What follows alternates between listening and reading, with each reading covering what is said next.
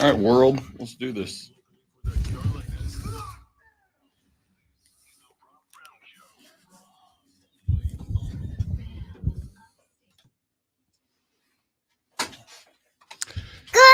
morning. You know what? I'm not even upset today. It is a good morning. And I will tell you that while there's sports that I care about precisely and exactly 2 weeks out of every 4 years, do you know how nice it is to show up to the studio at 4:37 a.m. this morning, to walk upstairs, to turn on the TV or the computer or wherever you get your sports from, and to have not just live athletic competition, but the highest of high stakes athletic competition? It has been wonderful. There's like a sweet spot for the Olympics to take place. And I think Eastern Europe is the sweet spot. And I think it's the sweet spot because let's keep it a buck. When it's in our time zone, as the next set of games will be in Los Angeles, California, when it is in our time zone, it is frankly a little tough to follow because of the amount of games that we have. Baseball going on, we have soccer going on, we've got other stuff happening.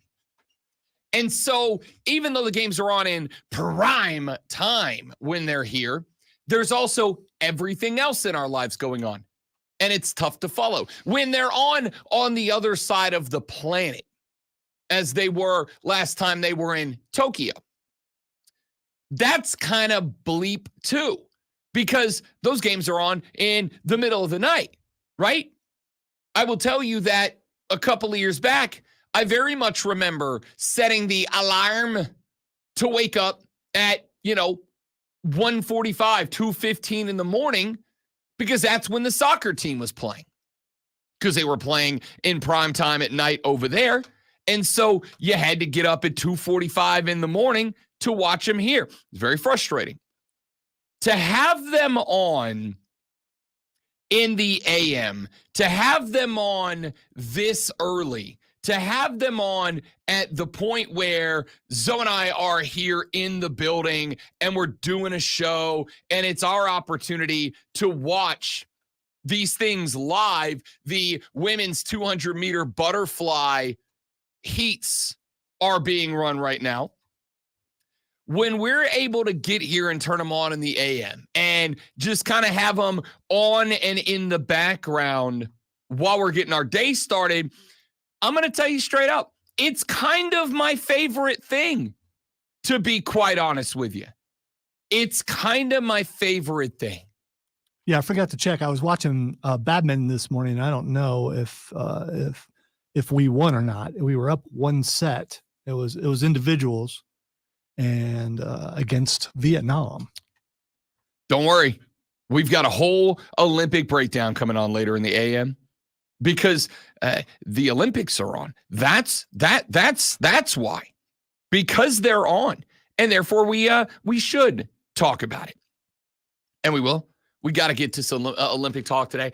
I'm just saying, I very much enjoy getting here at the butt crack of dawn before all of y'all are up and at 'em, knowing Zoe and I, we got to be on the A game early. All right? We got to get here and be ready to roll. Because if we're not, y'all can tell, the bosses can tell, we got to be good. So there's not much that gets the old metaphorical juices flowing. Quite like watching athletes who spent their entire life preparing for this, not just this moment, one moment. There are women swimming in the pool in Paris, France right now that have spent their lives getting ready for this race. This is all they're here for. They're coming up for a race. Do you imagine? Like, I think that's why I love the Olympics. Yes, there are the Simone Biles of the world who get to go to 2 or 3 or maybe 4, maybe 5 games, Diana Taurasi. Maybe. But the overwhelming majority of the, I believe, 10,000 athletes that are in Paris right now, the overwhelming majority of these athletes, they got one crack at doing the thing that they have been getting ready to do for their entire lives. They get one shot at it. I was waiting. That's stunning. One opportunity. And we get to sit here and watch them watch that. I mean, I don't know what's better than that. I don't know what would get said metaphorical juices flowing a little bit better. Coffee doesn't do the job for me, that knowing that there are 7 women in the pool with 200 meters separating them from eternal glory, putting their name in a record book that will span, hopefully, the rest of human history. And knowing that if they make a mistake, think about that, right? I was watching on day 2? Because again, watching, can I keep it a buck with you? You guys know I have my my list of sporting events I don't care about, which is headlined and highlighted by the Kentucky Derby, an event I could not care less about. Watching people ride bikes is very high on that list for me, okay? Like, I respect the athletes that run the Tour de France and Tour d'Italia and all these tremendous events. I respect the athleticism. I used to ride bikes. I get it. It is one of the most strenuous, difficult. You ever seen the legs of bike riders after they come off a stage of the Tour de France? They look like comic book legs. They're frankly disgusting. They're gross. If you've not, just go right now. Pick up your phone. It's early. You're not ready for work yet. All right, you're hanging out, drinking your coffee, reading the newspaper, whatever you do that makes you be up this early in the AM. Grab your phone and Google bicyclist legs after Tour de France and look at these freaks. And I say that with all the respect in the world, okay? Because it's not easy to do. But as we discussed the other day about what sport? Pickleball. Just because I have respect for the game and the people who play it, the people who are good at it, doesn't make it entertaining. Bike riding's on that list for me. Until you slap the American flag on the side of their unitards and send them down a hill. And whoever gets down to the bottom of the hill first brings gold and glory back to country. Now, all of a sudden, not only do I like bike riding, but I end up becoming a bike riding fanatic. So I'm watching the women's time trial event on Saturday. And it was raining in Paris, France on Saturday. It was raining. The course was wet. And they pointed out, they said, look, course is wet. They still run the race. But you gotta be careful, right? Like, this changes how you navigate the course. If you go into a 90-degree turn, hauling ass on wet pavement, physics still counts. The laws of physics are still in play. If you lose traction because you've given away the friction between tires and pavement, do you know what the next thing to touch pavement is? Your ass. Careful. Or your leg, or your head, or your arm. Yeah, it's funnier the way I put it, but you're right. So here I am watching this event, and onto the podium comes a young lady representing the red, the white, and the blue. And she gets up there. I'll tell you this, Saturday, I could have told you her career bike stats. I knew them all. She had this many top 10 finishes in world competition, and she did this, and she did that. I knew them all, because I was the biggest that lady fan I've ever seen. And they're like, this is her best and likely final opportunity to win an Olympic gold medal. Oh, buddy. Was I tuned in? This never happens. We were down in St. Augustine doing wedding stuff, right? Lady friend and I, every minute of every hour we were down there was to be dedicated to making plans and making a schedule and figuring out who needed to be where, when, why, yada, yada, yada, yada, yada, yada, yada, yada. And when they started this thing, it's like 39 minutes from top of the hill to the bottom, right? For the medal contenders. When it started getting down, she's like 15 minutes into this thing, halfway down through that ride. And when she got down through that ride, they're like, my goodness, she's on a gold medal pace. She's got an opportunity here. She's X amount of seconds ahead of the leader. She's got an opportunity. And I went, Courtney, we have to stop now. It's like, why? I'm like, this lady's going for gold. She's like, she's riding a bike down a hill. She's riding a bike. That is... of the Olympic events that you, fatty, could get out there and do right now, getting on a bike and going down a hill is one of two. Handball is the other one. All right? That's it. That's the list. Table tennis, I wouldn't be any good at it, but I could play it. But that's the whole list of Summer Olympic Games I could participate in. Like, I could throw a javelin. Would it be anywhere close to good? No, I've never done it before, all right?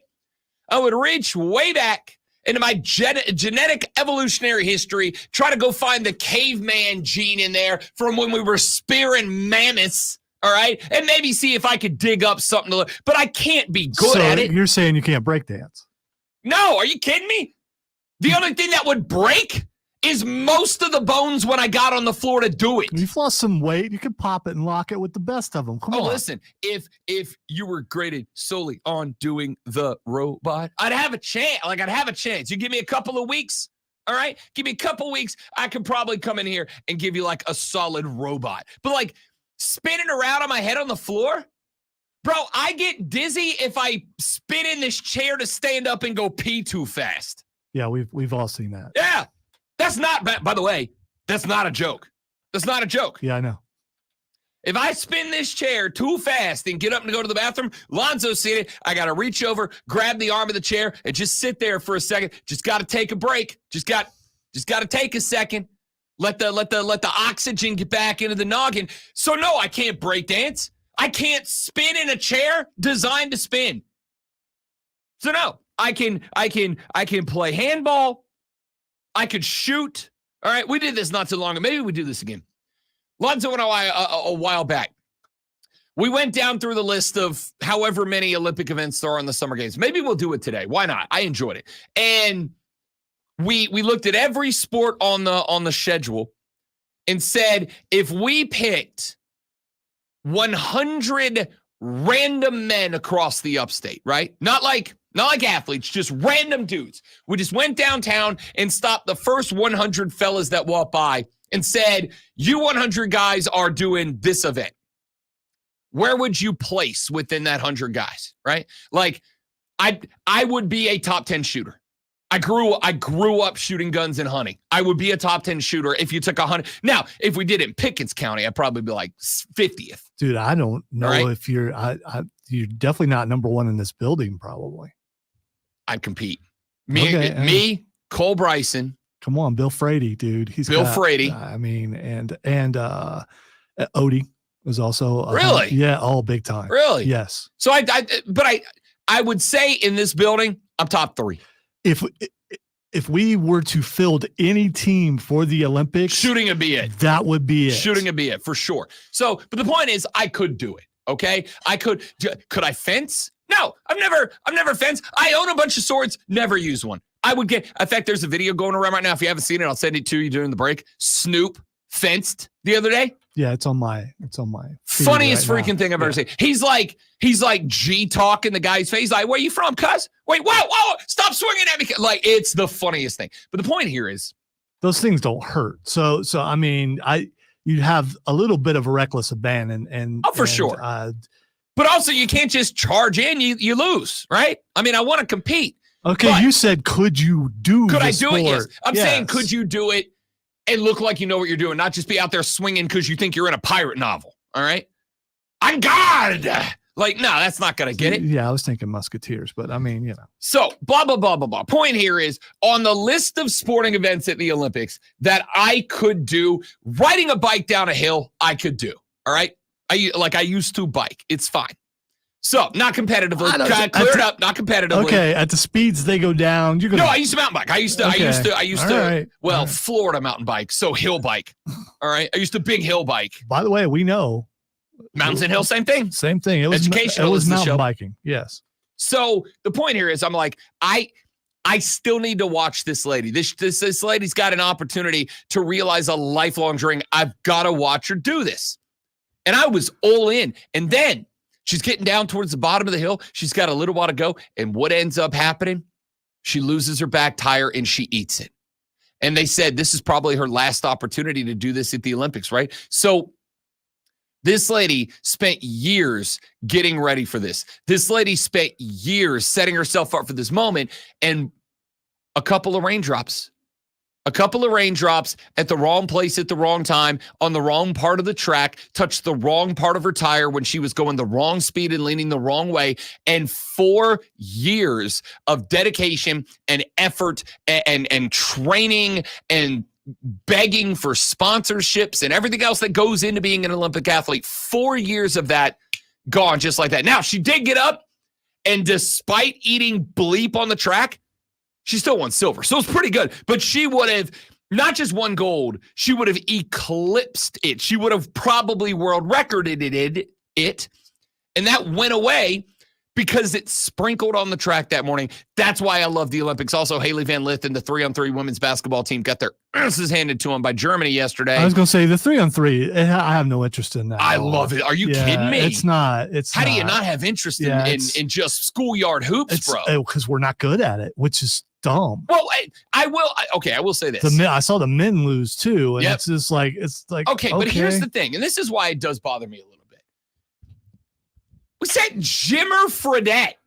Yeah, I know. Jimmer Fredette. Well, the best American basketball player we can find to go play is Jimmer Fredette. Well, that's his interview afterwards, and I was just like, okay, why is Jimmer there? Why is Jimmer there? And listen, respect to Jimmer Fredette. I'm sure my man put in a buttload of work to get there and be ready to play. You couldn't put Kawhi on the main team. Put him on the 3-on-3. That's what I'm saying. Yeah. If I'm an NBA hooper, let's start with this. You know, most of the NBA teams are going to be like, absolutely not. Because these games, 3-on-3 is schoolyard rules. It's make it, take it. It's back out past the 3-point line. Let's bring the champion from Ice Cube's. Oh, it's not make it, take it. It's just whoever gets the rebound keeps the rock. Oh, even more fun. It's schoolyard basketball, right? Like, here's what I propose we do for this. Whatever NCAA team wins the men's and women's national championship tournament, best 5 players from those teams goes.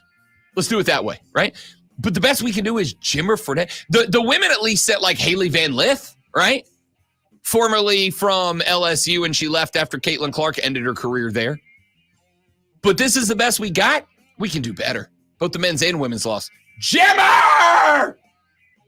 Rob Lonzo with you. The Rob Brown Show's on your radio. It's the Fan Upstate.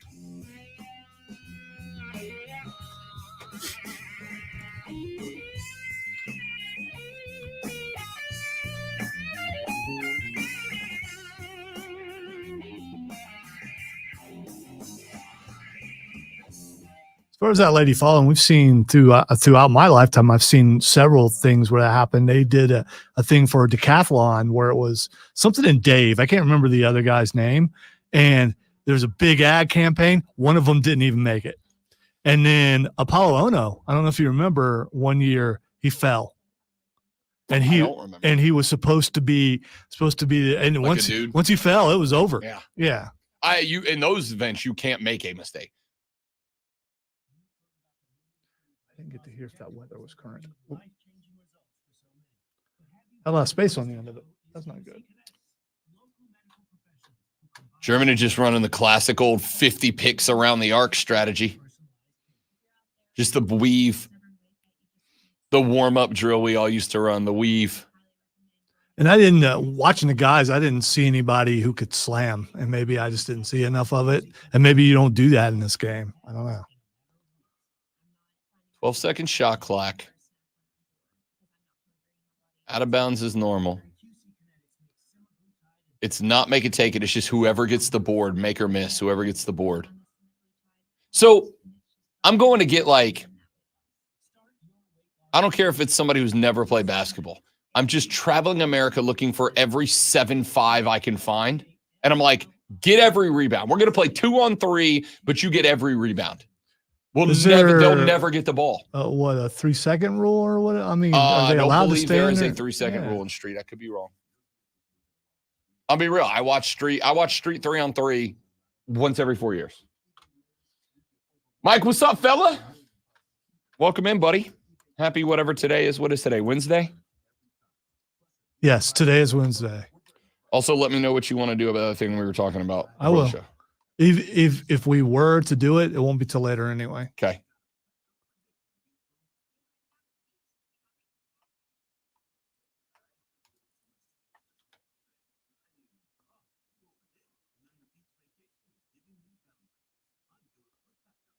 Belly waves. I got belly waves.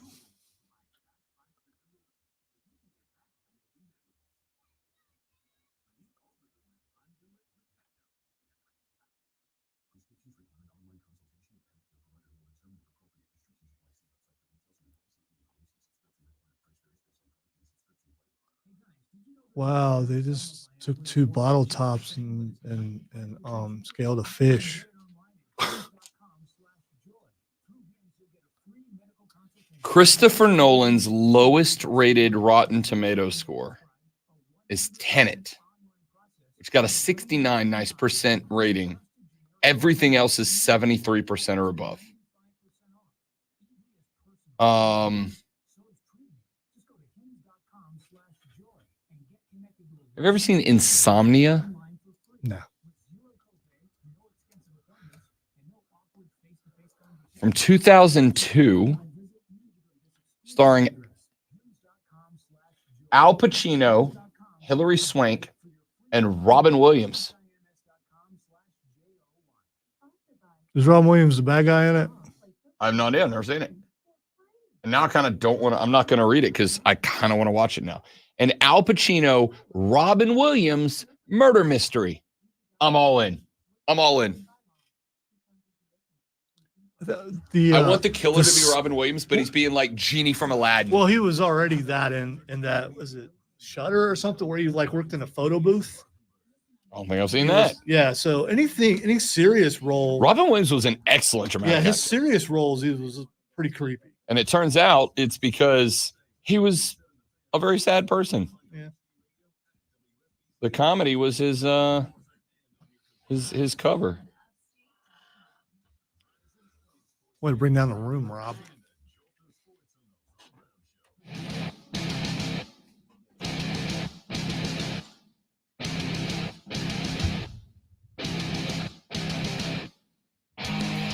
There is only one negative about the Olympics. We're not going to hang on the Olympics all day, but I do love them. So you are going to get a lot of it over the next couple of weeks. I really hope next week wrestling is on at this time and you're forced to watch it.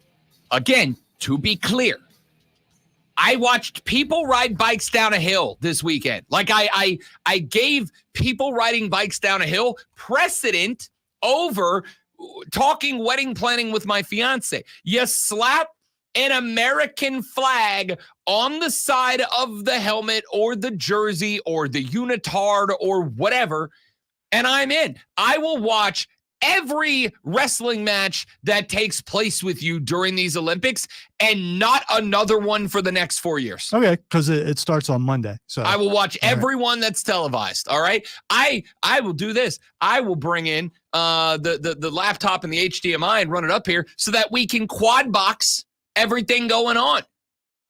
I'm happy to do it. I'm surprised you haven't done that yet. But that might divert your attention from the other thing that you're supposed to be doing. Yeah, that's kind of the stupid radio show getting in the way of me enjoying my Olympics. My Olympics. All right, so we'll talk more Olympics as we move on through. But I love them, dude. Like I can't explain it. I get super jazzed. Oh, Haley Van Lith just took a pop, bro.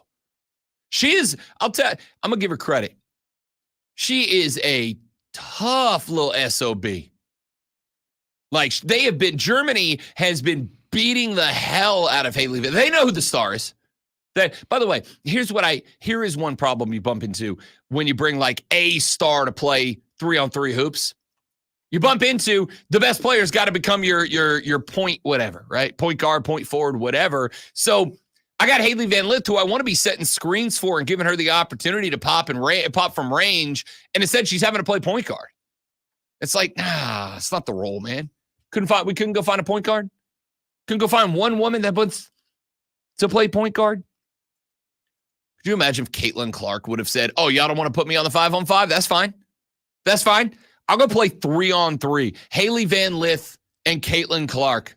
Throw Angel Reese in there for the lulz." Actually, one of the things that's very interesting about this, I said I'm not going to talk more Olympics, and here we are. One of the things that's very interesting about Olympic basketball is that it is officiated entirely differently from American basketball. Now, it's not to say the rules aren't the rules. The rules are the rules.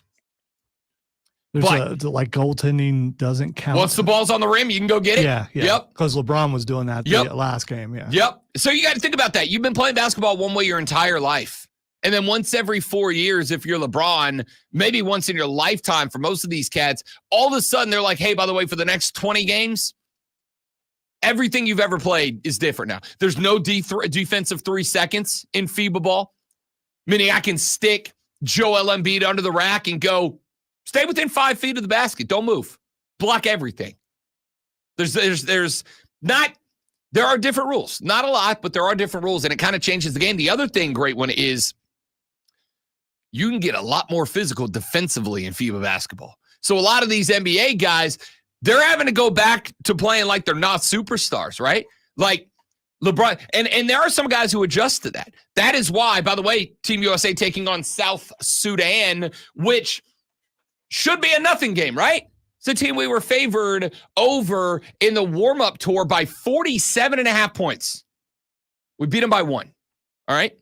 46.5 points on the wrong side of the spread for that one. So this game becomes very, very interesting.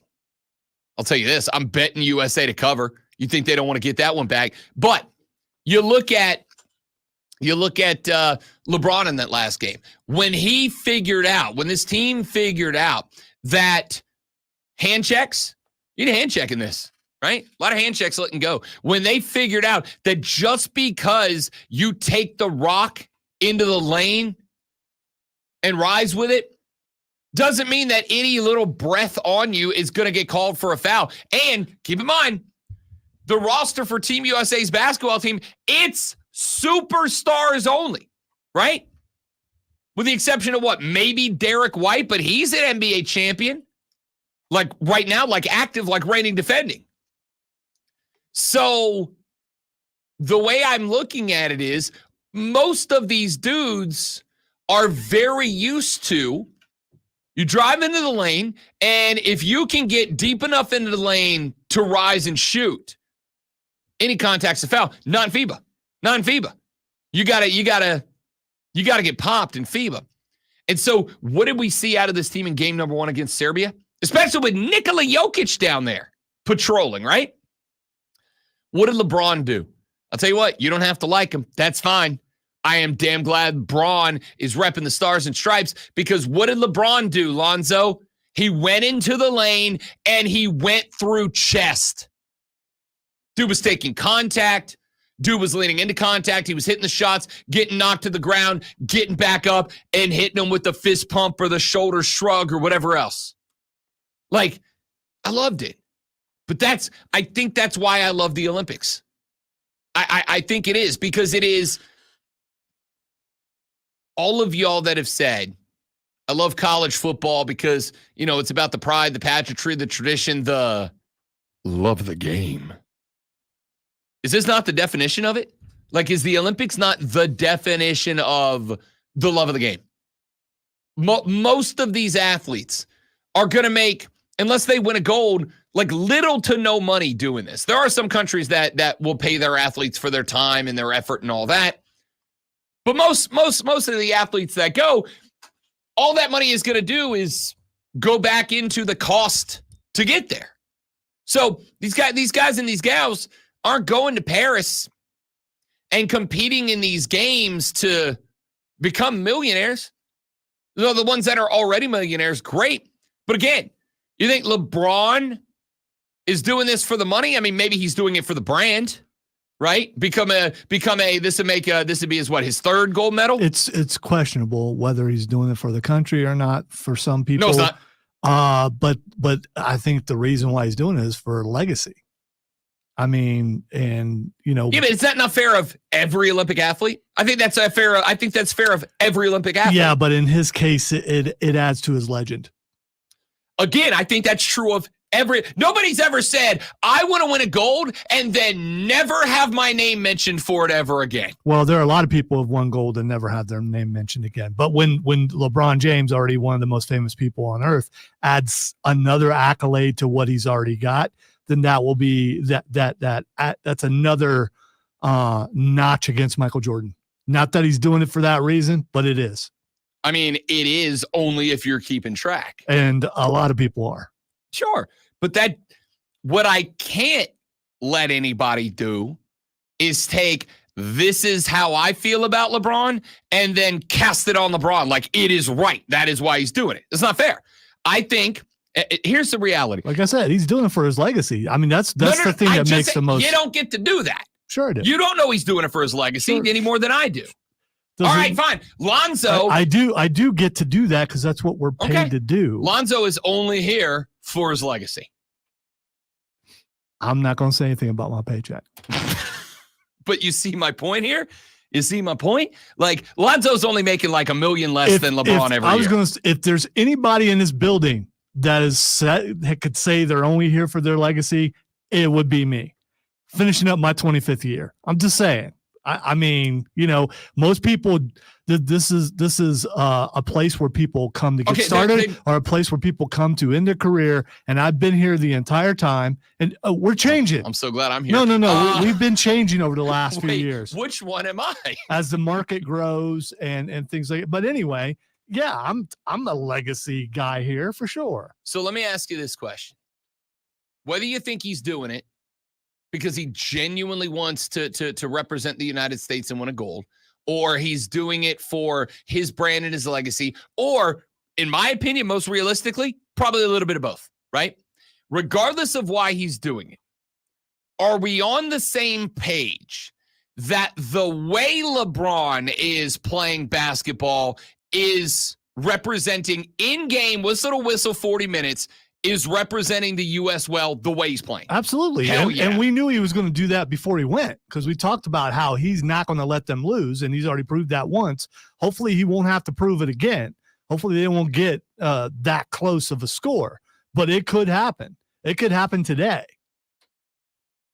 South Sudan today, this afternoon, 1:45, I think. I'll have the full Olympic schedule for today coming up here in just a little while for you. We'll take a look at what events we've got going on. Team USA Soccer, the fellas moving on. 3-0 win over Guinea. They are on to the quarterfinals for the first time since, 2000? You're giving them some love. Look at you. Hell yeah, I'm giving them some love. They played like...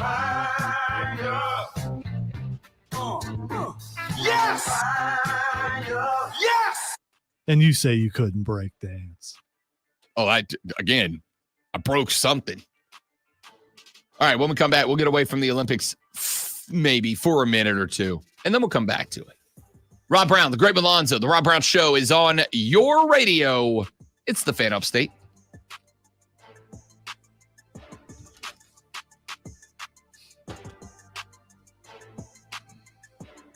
What is...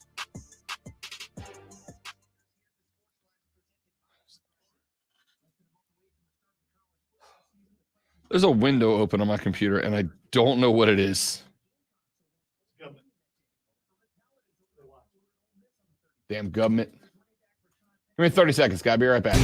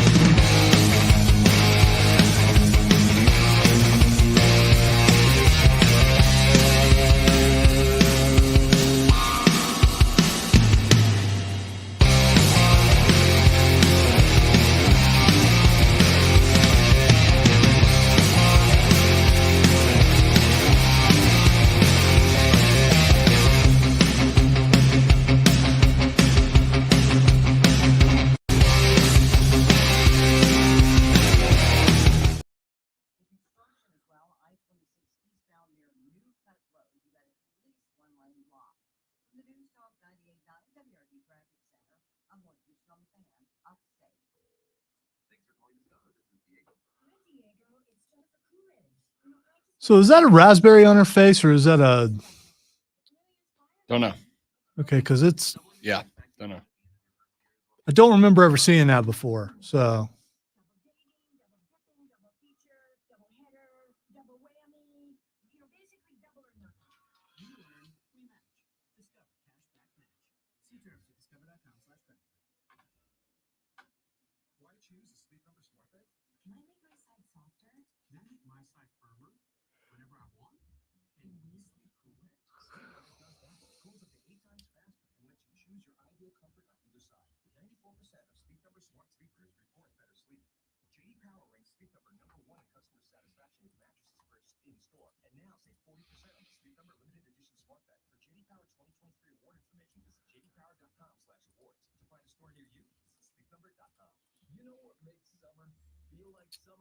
it took me an hour and a half to get those posted yesterday on the new thing. You're gonna have to show me because I started doing it yesterday and I was like, I must be doing something wrong because it was taking so long.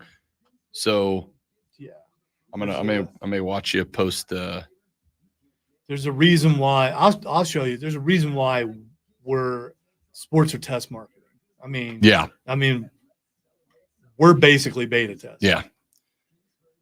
Diesel posted his from the night before and it never posted because there was no redirect from the old site and corporate had to go in and fix it. So there are some problems. I'm never going to buy anything off of Temu, but I can't block them on Instagram because they target me with ads that I find hilarious. Like, for instance, I'm being targeted with longbows, swords, PlayStation 5s, and 6-foot-tall teddy bears right now. They know me. Or they were listening. And full-scale armor. Or they were listening because almost all that stuff was being talked about. Backyard baseball batting cage. I don't know why you need that, but okay. Lord of the Rings Lego sets. Yeah, that's the most expensive thing you've talked about. Not a doubt. Not a doubt. The Rob Brown Show back on your radio. It's the Fan Upstate. Hey, guess what? Coming up tomorrow, the Carolina Panthers are going to be right down the road in Clemson, South Carolina. And I'm actually quite interested in seeing this. Why? You might ask, because I've been following training camp as closely as is possible from an hour 45 away from HQ up in Charlotte, North Carolina. And for those of you who don't know, not only is that going on tomorrow night, but there's actually preseason football. Sure is. Tomorrow night. In which the Chicago Bears have said they're not playing their starters at all. No Caleb Williams tomorrow. Still watching. Still watching. Like I'm addicted to it. All right. Let me put it this way.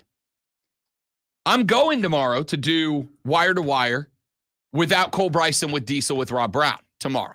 Live from Panther Fan Fest down in Clemson. Sure are hanging out with the X an awful lot lately. I'm just saying. I mean, the boss told me, it's one of those weird situations. So I'm going down there to do a show with Diesel, and then I'm off on Friday. We're off on Friday. I'm off on Friday. Lonzo's got to work without me. Yeah, I'll be here. I just won't be on the air. So I've got to leave right after Panther training camp to go to Atlanta. Well, I scheduled this with the little brother months ago, right? He booked the event, whatever. And what I didn't do, because this was just the weekend that it worked out that everybody could go. This is the weekend. Well, I didn't really look at the sports calendar because I didn't care. I'm not missing this, right? Like, this isn't it's a weekend all about me. You think I'm missing that? Absolutely not. I know something you're missing. I know a lot I'm missing. You still haven't mentioned. You still haven't mentioned it. Because that's fine. It hurts on the inside. No, I get it. But Lonzo's going to pick up our trophies this Saturday, and I'm not. Yeah, but the thing is, you just suddenly just act like it doesn't exist. We still have a chance to win. It's a we thing. At least I always believe it's a we thing, except for the one award that you're up for individually. It's a we thing. So, I'm a part of we. I don't know if you knew that. So I am going to go to the thing and I'm going to represent. Star Awards ceremony on Saturday night in Columbia. And I'm scared because I've never went up on that stage by myself in all the years that I've been going there. And I got to go up by myself. Dressed like a garden party attendee. I got my ascot, by the way. I have no idea how to tie it. So I'm going to be spending a lot of YouTube time trying to figure out the proper way to do it. Better idea. Don't learn, just try, see what happens. I already go did, that way. I already did that. Oh, okay. So Star Wars is Saturday. I don't get to go to that either. Again, we booked this event months ago before we knew what the date for that event was and that we were going to get invited at all. So I got to go. Thursday is the Hall of Fame game. And yesterday I called the little brother. I'm like, hey, because everybody's getting in at night, right? Like at night, because I got a bunch of folks from Florida that are coming up for it that have all got to work. They're not getting there till night. Got a handful of buddies from here in this area that are going over. All got to work. So everybody's getting there at night. I called him. I'm like, you better save me the big bed and I'll be there late. He goes, why? I said, Hall of Fame game's Thursday. After I leave Panther Fan Fest at Clemson, there's a little like Irish sports pub on campus there. And I'm going there to watch the first half. All right. About the same, kicks off about the same time. I'm going over there to watch the first half of that event. And when the first half's over, I'll listen to the second half as I'm on the way. Because again, second half for our teams, second half for Carolina, New Orleans, Atlanta, yada, yada, yada. Very important for me as an analyst because that's where you get to see, the depth of the teams and the backups and whatever else. So I got to watch the first half, and now I'm not going to. I'm going to listen to it on the radio, and I'll watch it on fast forward on the DVR when I get back to the house because Caleb Williams ain't playing. The Bears starters ain't playing. No DJ Moore, who, by the way, yesterday, DJ Moore became the highest paid Chicago Bear of all time. Got a 4-year contract extension worth $110 million. Biggest contract ever awarded to a Bear goes to DJ Moore after he led the team last year in receptions, touchdowns, yards receiving, yards per game. DJ Moore was responsible for 40% of the team's receiving yards last year. And my dude just got paid for it. Just got paid for it. All I'm saying is, Bryce, you better be worth it. That's all I'm saying. You better be worth it. Hey, do you have to call your own fouls in 3? Oh, you do not. Okay. Say, do you call your own fouls in 3-on-3 basketball at the Olympics? Because there's some level of pride in not calling your own fouls. I looked back up, and now the dudes are playing. Is this the one we lost, or is this this one we lost? Oh, so they're replaying yesterday's 3-on-3 games. Why? Because they haven't put them on TV yet. This is, I will say, the one. I said we're not going to go Olympics. We'll go very quickly. Then I'll come back to Panther camp here in a minute. This is very interesting, and it's very interesting to me because as a sports guy, if it is not a game that is pertinent to doing the show, and I know the result, it makes it very difficult for me to watch a game that I already know, especially if the team, like if you got a dog in the fight and they lose. Watching US v Serbia 3-on-3 street ball is kind of tough for me to watch when I already know we lost. Well, I took care of that for you. Now we're watching skulls. Rowing. For those of you that went, what? Rowing. I don't know what event. It is the women's. I don't know if I'd be splashing in that water after they weren't sure about letting the decathletes Well, in. 2 things. Number one, the Olympic Committee did say that the river is now good, so the triathlon will be going today or has already gone. I'm not sure yet. I think it already started earlier. Second off, I don't think they are rowing in the sign. I think they're in a different place. Okay. All right. Yeah. I think they're in a different spot. But we'll see. All right, back to football. Some of that might get in your mouth. I mean, I'm just saying. Back to football. Panther training camp tomorrow. So yesterday, there was a little bit of footage that started leaking out. It's not a ton. But we are starting to get some clips from Bryce Young. We're starting to get some clips from training camp. And I saw a couple of clips yesterday. And again, let me start by saying this, because there's another guy at training camp, a rook, that I'm going to talk about.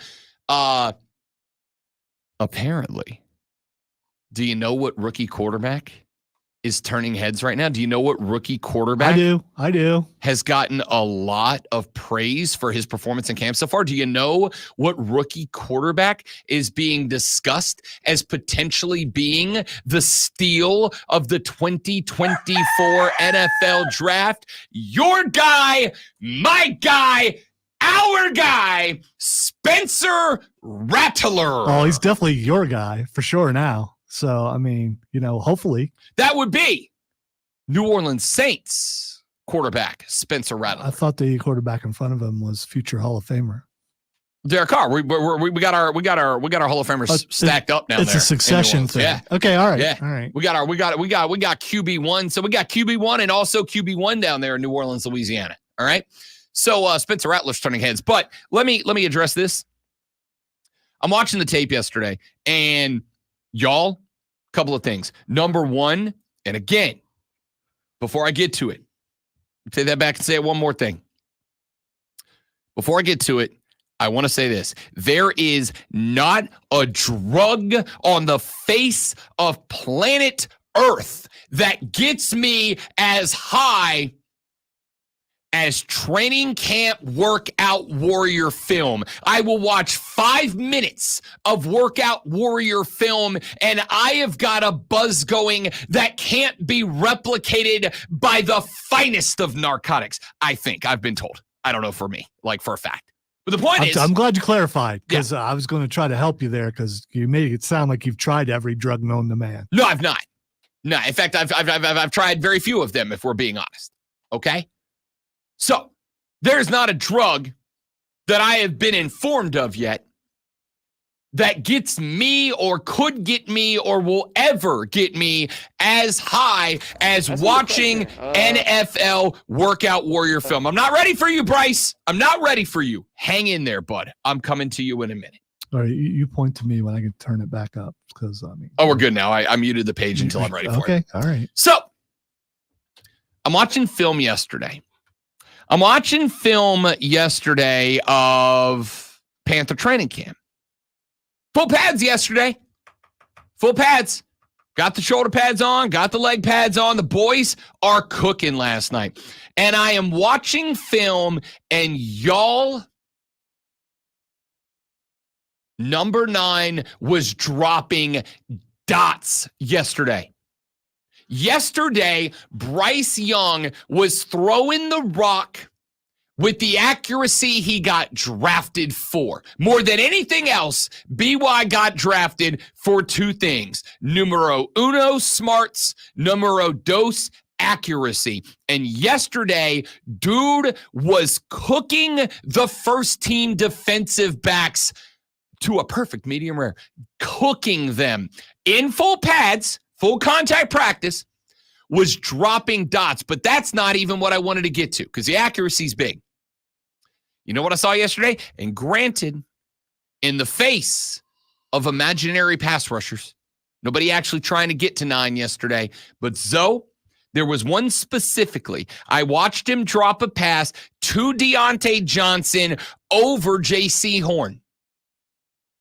And he takes the snap, and he takes his 3-step drop, and then he plants that back foot, and he sits, and he's not hopping, and the feet aren't chopping like Peyton Manning on Columbia marching powder like we saw last year. He takes the drop. He sits. He watches just before Deontay hits the out. He plants the foot, and he drives into the football. The ball arrives as the DB's turning his head to look for the route. So the DB's turning his head, and the ball goes right past the face mask into Deontay. It's workout warrior film. It means nothing. And yet I watched this pass. I mean it. I watched this pass probably 13 consecutive times yesterday, because it is chef's kiss. Perfect. Just tasty meatball. That chef's kiss thing was just added to the Cambridge dictionary. It was excellence. I got to tell you, He wasn't doing that last year in training camp. So, I mean, not that we saw at the Fan Fest last year. That is correct. So, And let's also make sure that for the sake of context, I love context on this show. He was a rook, hadn't been there long, was learning an offense for the first time underneath a coach who suffered, I assume, from bouts of narcolepsy in Frank Reich. All right. The most boring and unenthusiastic head coach I've ever seen at the NFL level. That's kind of mean, dude. Right. Okay, if you say so. I Mean. mean, when people get older, they get sleepy. Trust me. Well, then don't go be a coach. All right. I'm not saying you got to be out there jazzed up, about everything. But I'm saying, when I watch you give a press conference, and I'm going, yeah. Your jazz hands were amazing, by the way. Spear fingers. When I'm watching that, like, context matters. But there was something more to it. Will Pelagic got an opportunity to sit through the press conference yesterday. The boy, Willie P. Can we text Will, see if he can come on tomorrow? Do you mind doing that? We need to get Willie P in here because we're going to see him tomorrow. It's not my job. Yeah, I can do that. It was a joke, Rob. It was a joke. Yes, I used your name before you freaked out. It was a joke. Yes, I will. Not only that, I will send his number to you for the 10th time. That's great. That's great. I appreciate that for the 10th time. Will Pelagic got to go talk to BY yesterday. Well, it was a press conference, but he got the chance to go talk to BY. I want you to listen to BY when he got asked, are you more comfortable not just as a QB, but as a leader? He said, and then forgot to unmute the site again. Here it is. That's a good question. I got to think about it. That's a good question. I didn't see that one coming. That is a good – I got to, think back of, my other I think I definitely have the same approach looking back on it. I think the biggest thing is making sure that I'm holding myself accountable. I'm doing the right things on my own, making sure that, you got to earn the right to be a leader and making sure that, I can't go and tell people to work hard and then come in and not have that same intensity, not be focused in meetings, not know my stuff, whatever it may be. So I think it's similar in having that same approach, that same mindset, and then on top of that, getting the time to learn the guys, really build relationships with people and not just be someone who's talking, but someone that, off the field. And, it's on me to make sure to carve out time and to have those conversations to build that.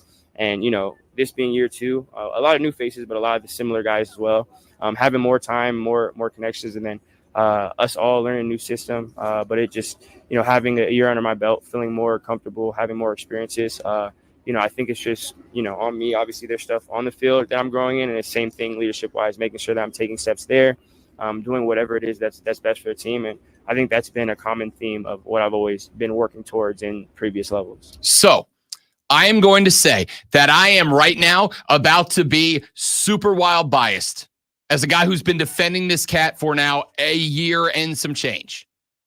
I'm about to be super biased. That's how you answer a question as a quarterback. It's also proof that sound travels up.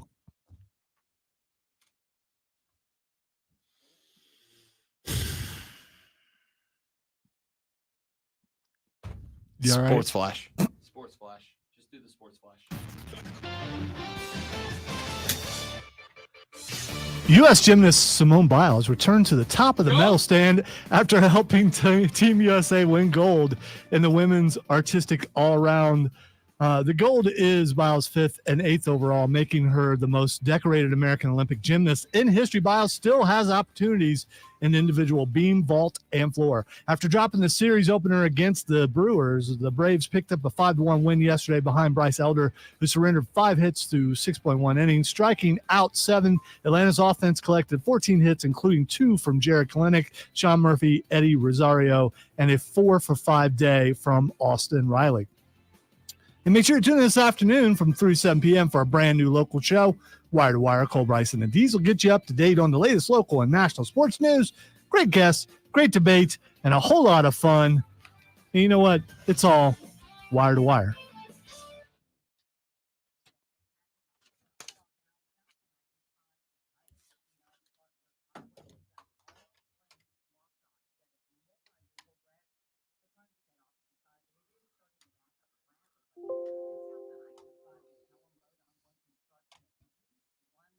Thanks for the offer, Trey, but I'll be good.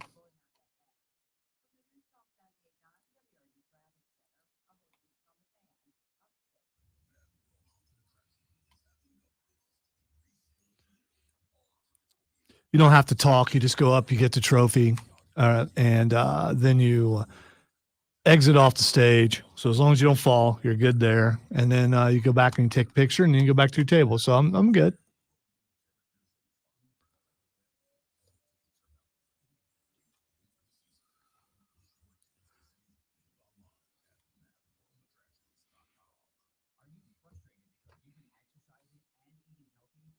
The one thing is Rob won't be there, so won't be able to goad each other into doing something goofy on the stage.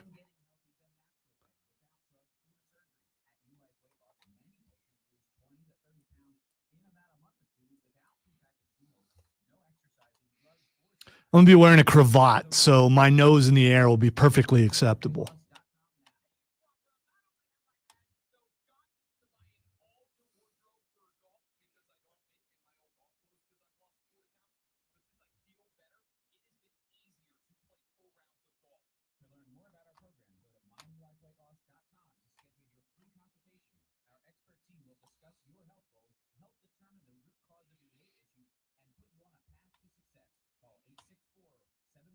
Plus, if I get really scared, I'll just pull my hat down over my eyes, so I'm all right.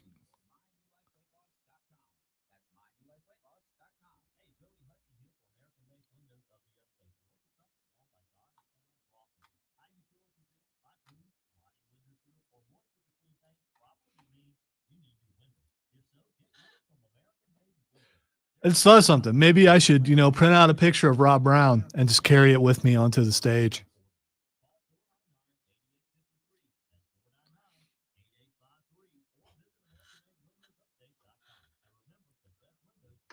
We had talked about FaceTiming, but he's going to be at a bachelor party. It's probably a bad idea. And he's got a weirdo phone, so it won't work. So maybe I'll print out a black and white picture of Rob and just walk up on the stage with carrying it close to my heart. You know what I just thought of, and it's too late to do? I would have ordered myself a fat head and sent it with you. Oh, I would have carried it. Bring a Rob Brown fat head on a stick. I might go see if I can get one printed out at Home Depot or something. That is the one place where I don't care, which I don't understand why, but that's fine.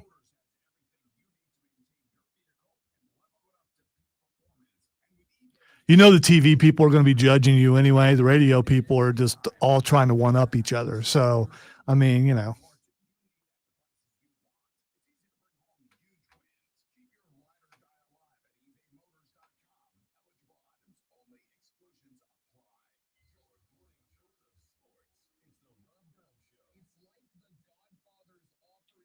I've done the thing where I haven't tried anything on except for the cravat. So I'm probably going to do that today. Yes. I just couldn't pay a couple $100 for a linen jacket.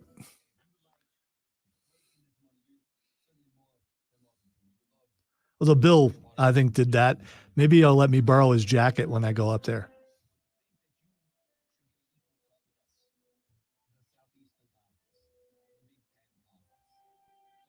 Exactly, Trey. I would do that. If he had full on cutout, I would put that next to me, make sure that he had his own seat.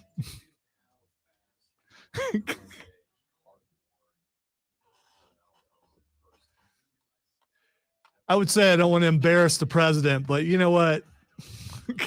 The president of the SCBA, but I've done that many times at that venue. So.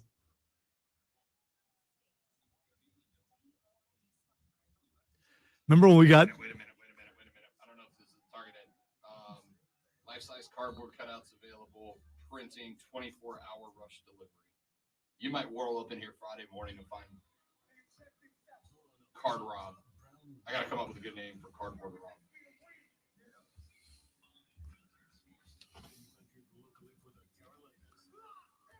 Rob. No one has ever done it before. It'd be a great idea.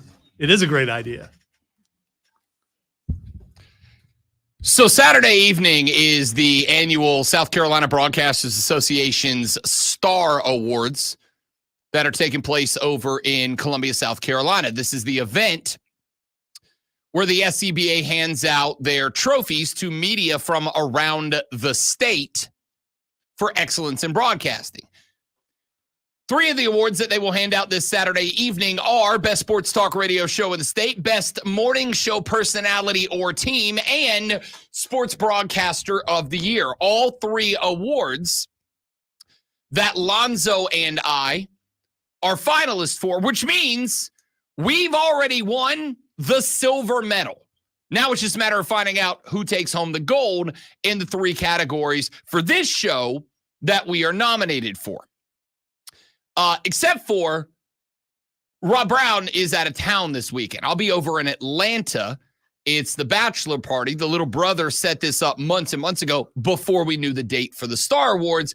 It's just an unfortunate coincidence that this is taking place on the same day. And because the little brother put in a bunch of effort to make this thing happen, I'm not going to miss it, right? As much as, and I mean this, it makes me sick to my stomach to not be there Saturday night. Yeah, he got, visibly angry about it. It was genuinely. Yeah. The day that we got the date and we found out what day it is, and that trip to Atlanta was already on the schedule and all that, I was in the office. This doesn't happen very often, right? I'm calm, cool, collected. As Stu Scott would say, I'm as cool as the other side of the pillow. Takes a lot to get the temper out of Rob Brown. I was genuinely angry. I'm not missing the bachelor party. My brother put in all this work. I got people coming from around the southeastern United States to be there. I'm very excited about it. But I was real mad that I have to miss the Star Awards, especially when Rob and Lonzo have set station record for most trophies being brought back from this award. Even if we go silver, it is a station record for most nominations and finalists for any show on this station all time. I'm very proud of that. We're very proud of that. And yet I got to miss it. So during the break, I was like, I should get Lonzo a printout of my head on a stick to bring up there. And then Trey hit us with, bring a cardboard cutout like Jay White. And I spent the entire break. You're taking full credit for this. When I said I was going to take a picture of you, and then it escalated. What Lonzo said was, I'm going to take a black and white printed picture of Rob's face. Yeah, so, I mean, once again, you're not giving me any credit, man. I just, that hurts. Because you were going to take like a 7x11. Because I'm not going to spend any money on it. Oh, I will. So I spent the break Googling how fast can one get a full-size, life-size cardboard cutout delivered. And the answer is from the Little Rock Print and Press, 24-hour shipping, which if I order it today means they ship it tomorrow, means it arrives on Friday. I get it sent to the station. Lonzo's picking up. Here's the question. At a point in time where I've already said I'm making big sacrifices like not buying my new Xbox Series X to play NCAA College Football 2025 from EA Sports. It's in the game. Is it worth it to spend $225 to get a 6'3" tall print out life size of me to have Lonzo carry around at the Star Awards? Dude, Staples is cheaper. We do don't go with we could just get a poster made. And you've seen the poster that I had made over there. It's cheaper than that. And we could probably get it just as quick. I mean, just check that out. It won't be a full cutout, but it'd be easier for me to carry. That wasn't my concern. All right. You don't need, I guess, as long as I keep it intact, which I'm not sure how I'm going to do that. I don't even care if it makes it back. I just need it there. I mean, I absolutely will do. I will take it. I will set it up. I will give it its own spot at the table. I will carry it up there every time I go up there because I don't care. If there's anybody out there. One time when I don't care, people look at me. If there's anybody out there that has any knowledge of, connection to a printing company that can guide me in the right direction to come up with either A, Fathead Rob, just my head on a stick, or a life-size cardboard cutout, a.k.a. Jay White, so I can get it by Saturday. It can't be a wooden stick though, because I can't. I have an aversion to that. I can't. So I mean, I want you to know, in the 4.5 years we've been working together, that's the weirdest thing about you. And we have talked about it before. A lot. It's a popsicles. Yeah. No, wet cardboard can't. I just can't. That is the weirdest thing about you. It says a lot because I'm pretty weird. Yeah. But yeah. I mean, fine. You got feet. I got wet cardboard. Whatever. Those are very different things. Very different things. He's serious about this, and I am too. If you guys know the place where we can get something like that printed up fairly quick. I don't care if it's just like a 3 foot in my head. All right. If it's just a 3 foot in my head, so life size, I'm in. I'll do it. Hey, it's 7:06 in the morning. You have got 53 minutes and 23 seconds before you got to get clocked in and locked in at work, before you got to answer all those passive aggressive emails or just regular aggressive emails back to the boss. And then you're going to walk down the hallway. You're going to go meet your coworkers, maybe your friends at the water cooler, and you're going to talk sports. And if you want to talk sports, you're going to need this. Are you ready for the playbook of the peculiar, the almanac of the absurd, and the encyclopedia of the extraordinary? Well, you better be, because we're diving headfirst into the 3 top stories that will have your coworkers saying, "Oh no, don't start." Take their first bathroom break. No. Here we go. Welcome to the water cooler cheat sheet on the Fan Upstate. It is the water cooler cheat sheet, the top 3 sports stories that you need to know before you get to the office and start talking sports this morning. This is what you'll be talking about. Let's start with item number 1. The MLB trade deadline hath come. The MLB trade deadline hath gone. It is official. Teams are locked in to their rosters. Had a flurry of moves towards the end of the day, though it was not nearly as active as I thought that it was going to turn out to be ultimately. We did have a flurry of moves as the deadline approached yesterday.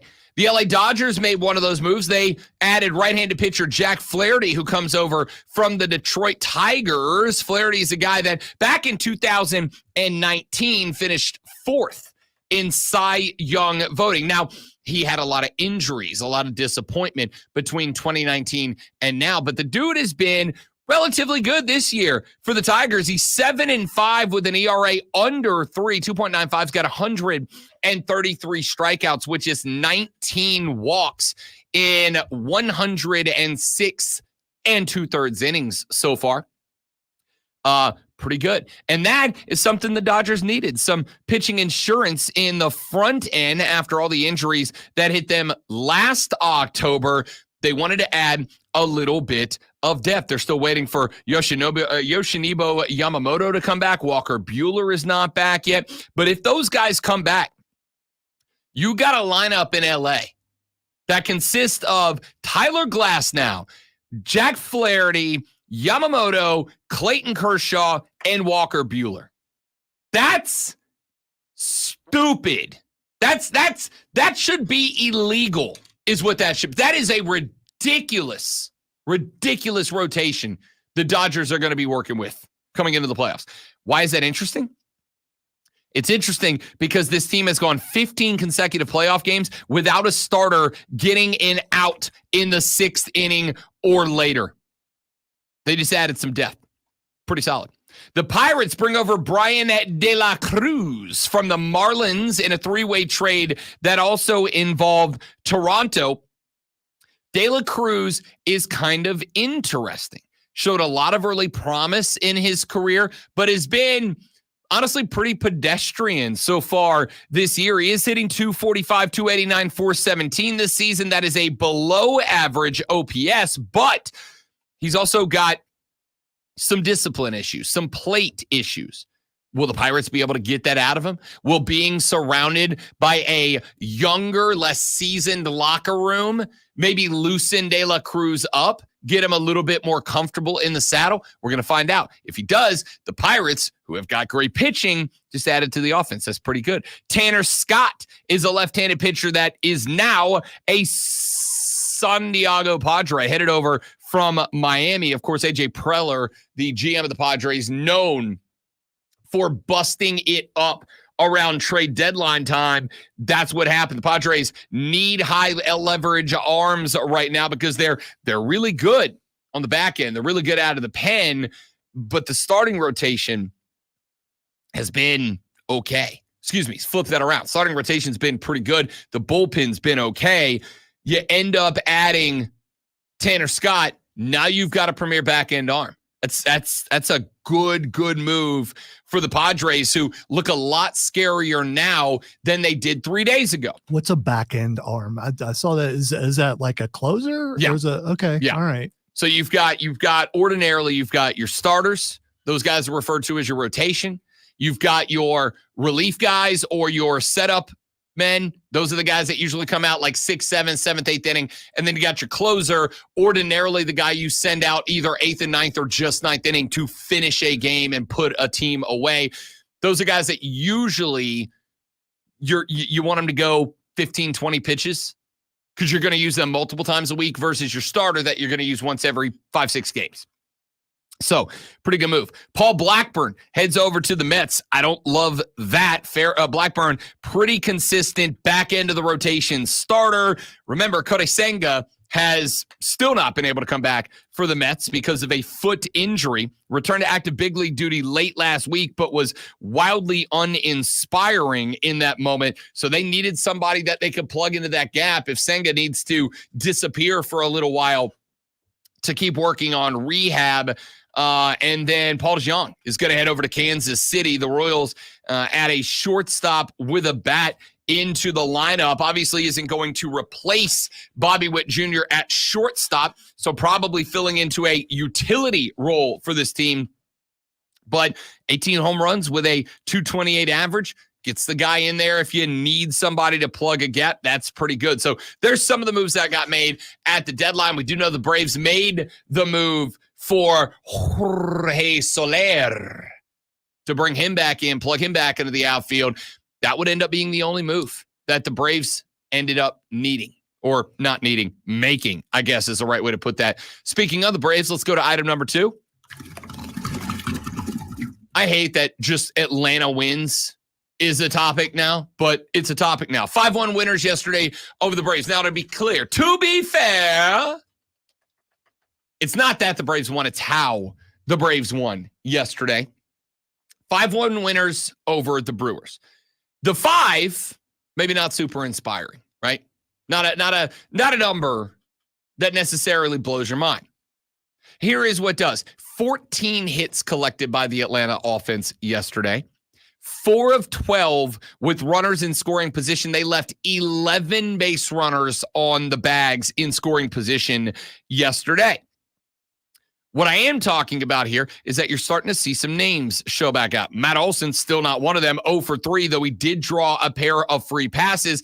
Austin Riley was 4 of 5 yesterday. Kelenic, 2 of 3. Murphy, 2 of 5. Arcia, 2 of 5. Laureano, who is probably the guy that's going to be sent to the bench once Soler shows up and is ready, 1 of 4. Nacho Alvarez, 1 of 4 as well. The bats woke up a little bit yesterday. Does that mean they're going to stay hot?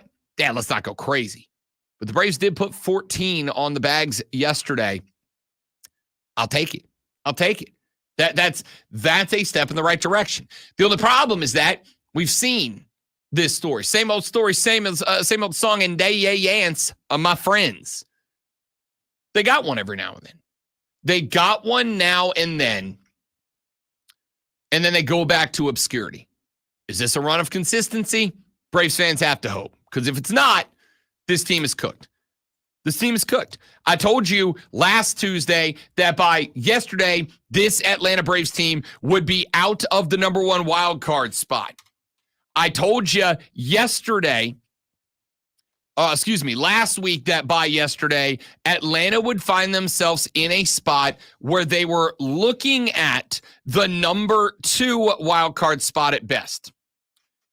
I was right and wrong, because on Friday, the Braves actually trailed the New York Mets within that division.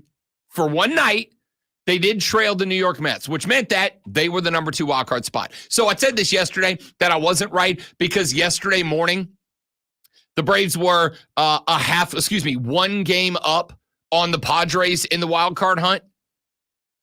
And I said, well, I'm not technically right, but I was right because they played more games. Except for, I forgot, I was right. Because for about 20 hours from Friday night into Saturday morning, the Braves were the number 2 wildcard spot. So I was right, technically and not technically at the same time, which is pretty impressive.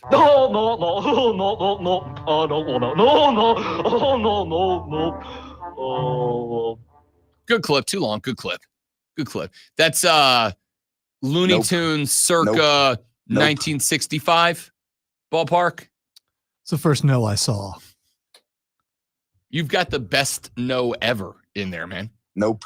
Best no ever. Nope. Yes! Anyway, let's go on to item number 3. Olympics update. We had some winners yesterday. Simone Biles, the GOAT, is back. Now, 8 medals after the U.S. women's gymnastics team won gold in the team artistic competition yesterday. The 27-year-old finished with a score of 14.6. That put the U.S. in the gold medal position. They would stay in that spot with a final team total of 171.296, a full 2 points over silver medalist Italy, a 7-point gap between they and bronze medal winning Brasilia. It was the 4th time that the American women claimed gold in the event, but the first time since 2016. That won Simone Biles her 8th Olympic gold medal, making her the most decorated gymnast in American Olympic history. And here's the thing, she's not done. We still have the all-around, plus Simone Biles is still scheduled in not 1, not 2, but 3 more individual events at these 2024 Summer Games, meaning Simone Biles has a chance to get to as many as a dozen career Olympic medals by the end of these games. I would completely agree. Oh, can you believe this? Go, USA! Thank you, Ann Dart. As far as the medal counter goes right now, Team USA has now pulled away from the rest of the world. They have 6 more medals than France, who is second place in the medal count right now. We have 26. They have 20. Great Britain, 16. China, 15. Japan, 13. Italy, 12. 11 for Australia and South Korea. 6 for Canada. 4 for Brazil. Everyone with 3 or less. The U.S. does, however, trail in the gold medal count. We have 4 golds compared to 6 for France and Great Britain, 7 for China and Japan, 6 for the Aussies, 3 for Italy, 5 for South Korea, but we are dominating silver and bronze. We have 11 of each. The next closest team in the silver count is France with 9. The next closest in the bronze count is France and Great Britain, each with 5. We still got track, Rob. So, I mean, we're going to pick up some medals in track for sure. We are cleaning shop right now. Let's keep that up, shall we? Back after this on the Rob Brown Show in the Fan Upstate. PC. All right, guys, quick read and we're coming back. Stay right there. We'll talk some more baseball.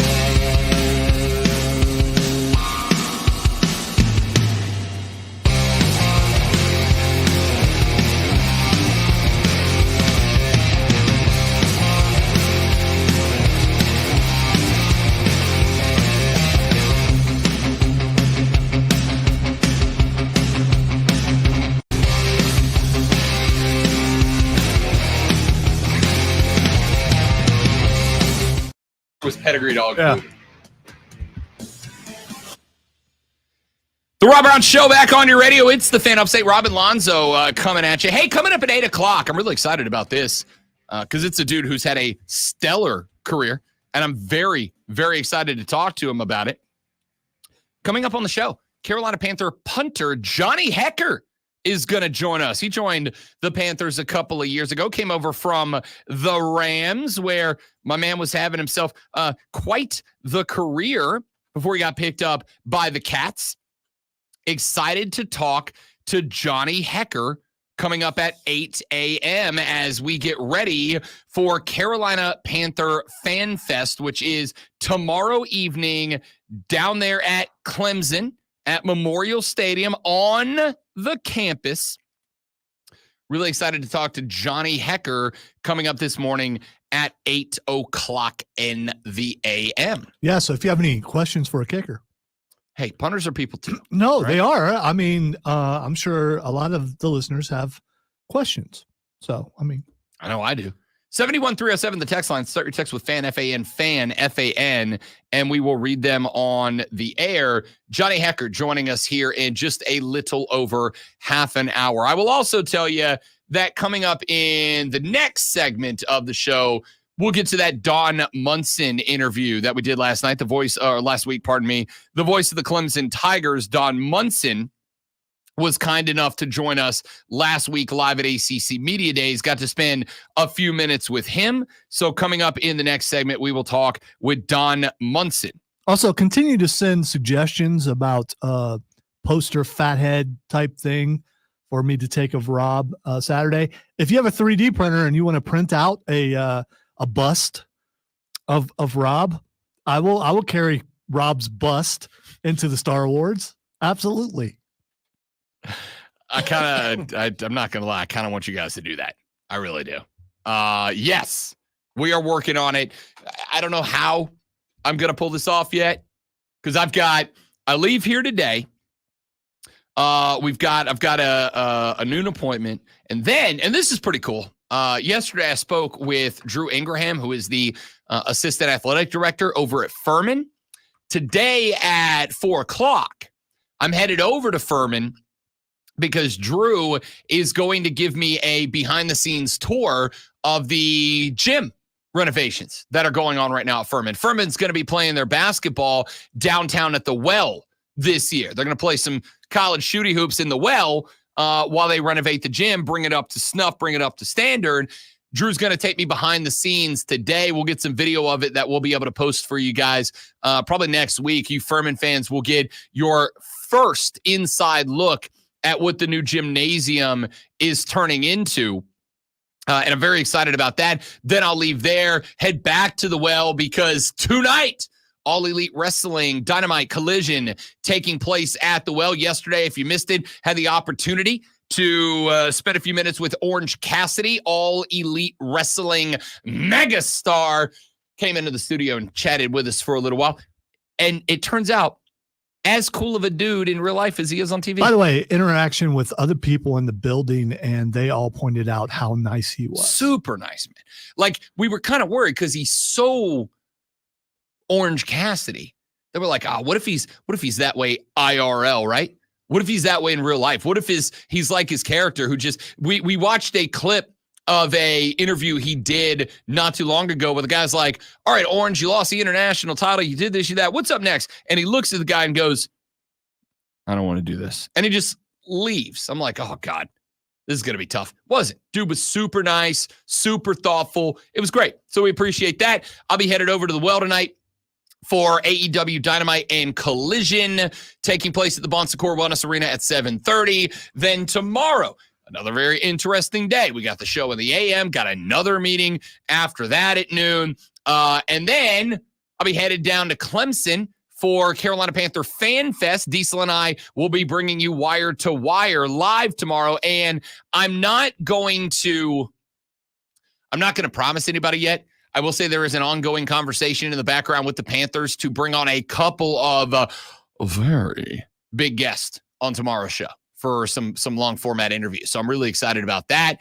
Hopefully we will get Again, not going to promise anybody, but let's just say at least one person who is in a position of decision-making on Sundays. How's that? But in the meantime, at 8 o'clock today, we got Johnny Hecker. We do have Johnny Hecker coming up in half an hour, as a matter of fact.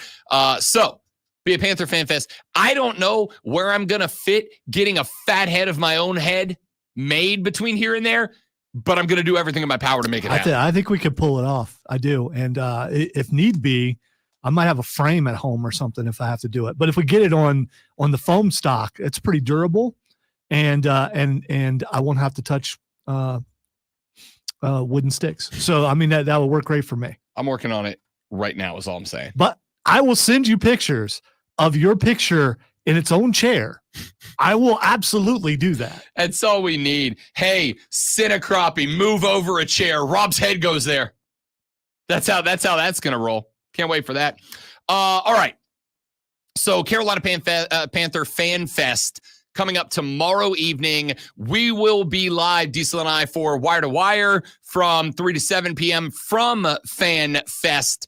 Looking forward to it. Should have some big name interviews for you. We'll talk to you a little bit about what we're seeing at practice. So here's what I got so far. Are you going to be on stream? I don't know is the answer. Probably. Okay. Hopefully. Probably. Especially with the guests coming on and Diesel's beard out in the wild is an amazing thing. And if you can get that on camera, a bunch. It still glistens. It glistens. It does. He's got product. I don't know what kind it is, but yeah. So we'll be there live. I'm going to try to make sure that we are streaming. I will let you know. I'll be bringing all the equipment necessary. It's just a matter of can we get it up and running? We will let you know about that coming up. But what I will say is really excited about that. That's going to be a good time. So that's coming up tomorrow evening. Then AEW Wrestling tonight. We got FanFest tomorrow, and then I'm headed over to Atlanta again. If you missed it, off on Friday from the show. We will return on Monday, and because of all of you that are very upset with me, Monday, between Monday and until whatever day it is I leave for the wedding in late September, don't think we have another day off with the exception of Labor Day. Labor Day. Yeah. You don't think. Okay. I don't think. That's good. Maybe a full week eventually. What's Labor Day this year? September 1st or 2nd or something like that. Monday is the 2nd. Yeah, so it's got to be that second. day. Yeah. Oh, that's the fiance's birthday. Wow, that works out really good. That works out great. Yeah. That works out super great. Yeah, just tell her that you took the day off for her birthday. I'm going to. And then she's going to go, yes, so did I, jackass. And I'm going to go, that's fair. That's fair. I appreciate that. We will be off on the 18th through 25th of September. That is wedding week. Are you writing that down so you remember it, or was my wedding date trending? That is the first time you've told me the date. I've been asking you for months now, so now I have it. Pretty sure that's the dates. I'll give you that. Geez. Pretty sure that's the dates. I'll know very soon. All right, here's what I'm we're writing down. Maybe. We're going to run to a break. When we come back here in a minute, Don Munson, voice of the Tiger, sat down for an interview with us last week at ACC Media Days. We will get that interview for you next. Johnny Hecker at 8 a.m., punter for the Carolina Panthers, joins us here on the show. We'll talk with Johnny Hecker at 8 a.m., and then it's just full tilt for the rest of the ride. Rob Brown, the Great Malonzo, and you. It is the Rob Brown Show on the Fan Upstate. You're live. All right, guys, one more read. Don Munson next. Stay right there.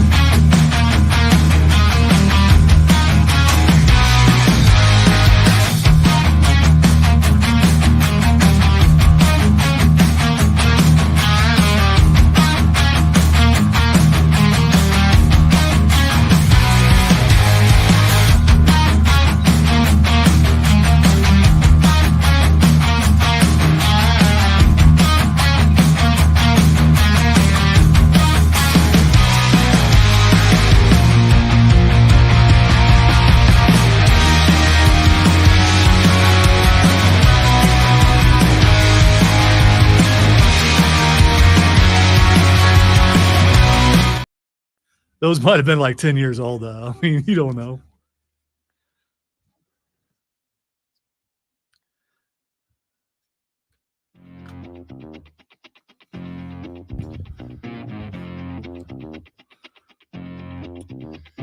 Last Thursday was ACC Media Days. Actually, all last week was ACC Media Days, but last Thursday was Clemson Day at ACC Media Days. And I will tell you that, and I think Lonzo will bet me up on this, Don Munson's one of the nicest people I've ever met. Yeah, he absolutely Don's great. is. I can text, I can call Don at any point. He'll answer the phone and answer any questions that I have for him. Don is GOAT. He's the best. Don Munson sat down with us last Thursday at ACC Media Days. We talked Clemson ball. We talked where Dabo is. We talked about this team as a whole. Here is last Thursday's interview with Clemson Tiger broadcaster, the voice of the Tigers, Don Munson.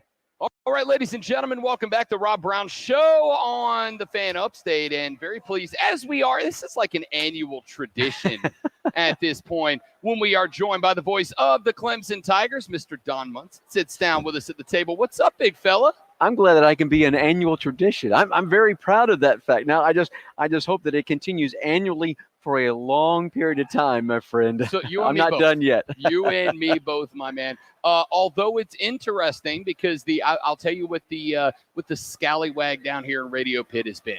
Folks are nervous about this conference. Now, I know that we're going to talk some football, but can I just get your thoughts on everything that's going on? Obviously, being a part of the university that is kind of in the midst of the fire of all this with Clemson, with the lawsuits and everything, can I just ask for your general sense on where Clemson is, where this whole expansion situation is, et cetera, et cetera? Well, first and foremost, I will tell you that whatever is going to happen in college football, and I still think we're a little bit of ways from really knowing what's going to happen. But like 5 years from now, no matter what has happened, because there's going to be a reshuffling. 5 years from now, if you and I are sitting at this table, which I'm planning on doing, all right, there will be an annual event still in 5 years. Fingers crossed, bud. That it'll be interesting to see how it has all played out. But I can tell you, no matter how it has played out, Clemson will be a part of the upper echelon of the sport in college football. So that part of it doesn't concern me at all. But I'm just like you. There is some uncertainness. But you know what? Uncertainty can be a bad thing, or you can use it as a positive. And so I think what Clemson has done is been able, the powers that be, the leader in Graham Neff, is that, yes, there is a lot of questions, but I love the way that he has approached going about doing what Clemson is doing and trying to find out exactly what are their opportunities, not only inside this league, but possibly outside the league. And I don't think there's anything wrong with that. I have been telling folks for a while, especially when folks are talking about being nervous and apprehensive about what's next. At the end of the day, college football is college football. We all love it. We're not going to stop watching them run down the hill. We're not going to stop tailgating outside Death Valley. We're not going to stop doing these things. I understand the apprehension, Don, but there are things that make college football special to all of us, and those aren't going anywhere. No doubt. The pageantry is still always going to be there.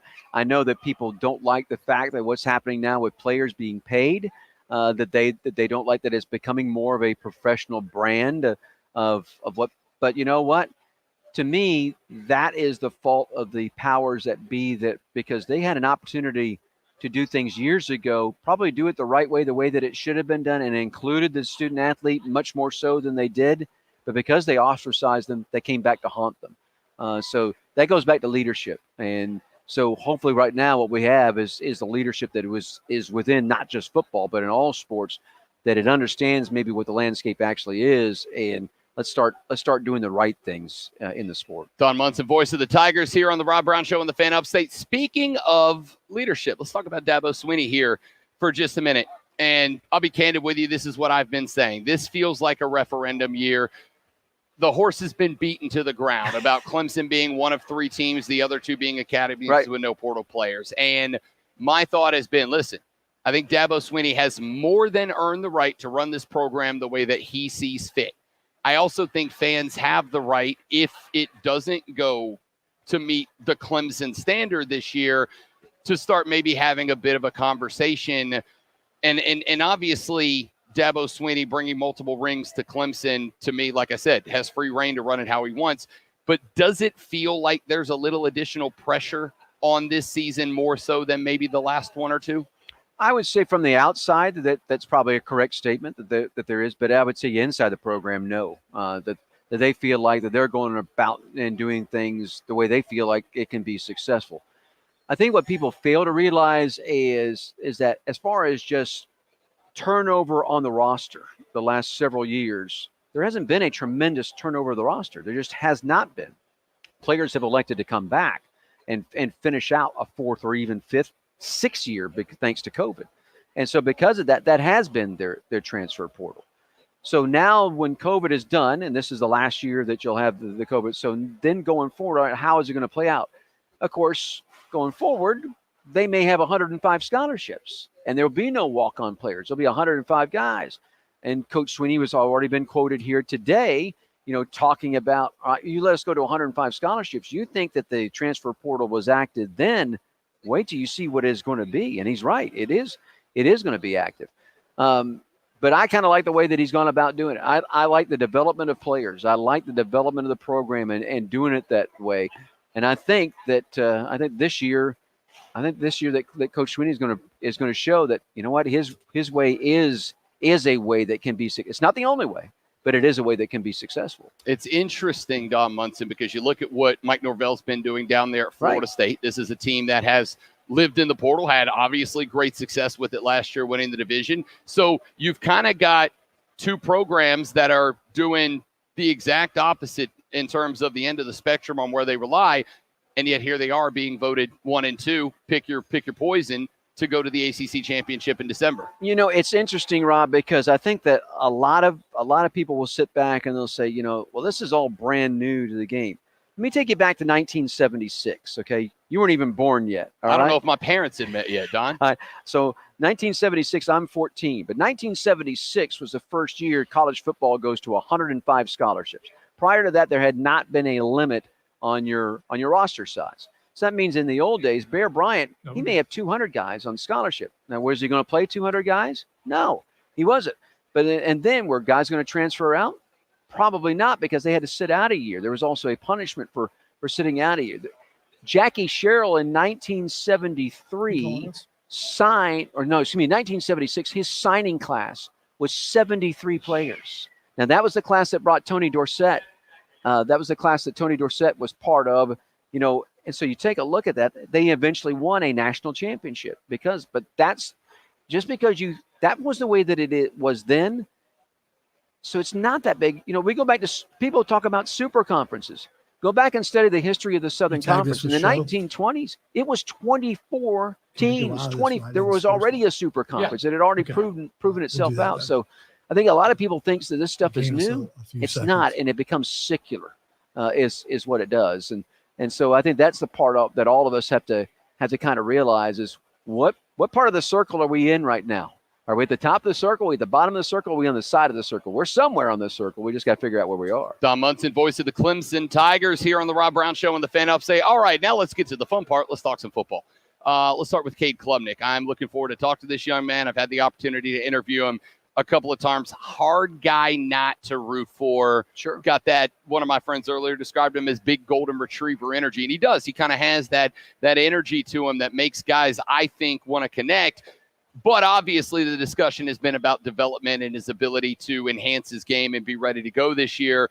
Can you give us some clues into the mentality of Cade Klubnik, the development this offseason as far as getting prepared for what does feel like a higher pressure season for him and the Tigers? Yeah, it's funny you said there's my 2-year-old there's the old golden retriever. Golden retriever right there, Gracie, that we have. And believe me, there's plenty of energy and there's plenty of power that is. And you're right. He is something that, and I think that, you go back to last year and people complaining about Klubnik, and then the people that they're complaining and trying to compare him to have been guys that have been checking up under center and starting at programs for 3, sometimes, 4 years.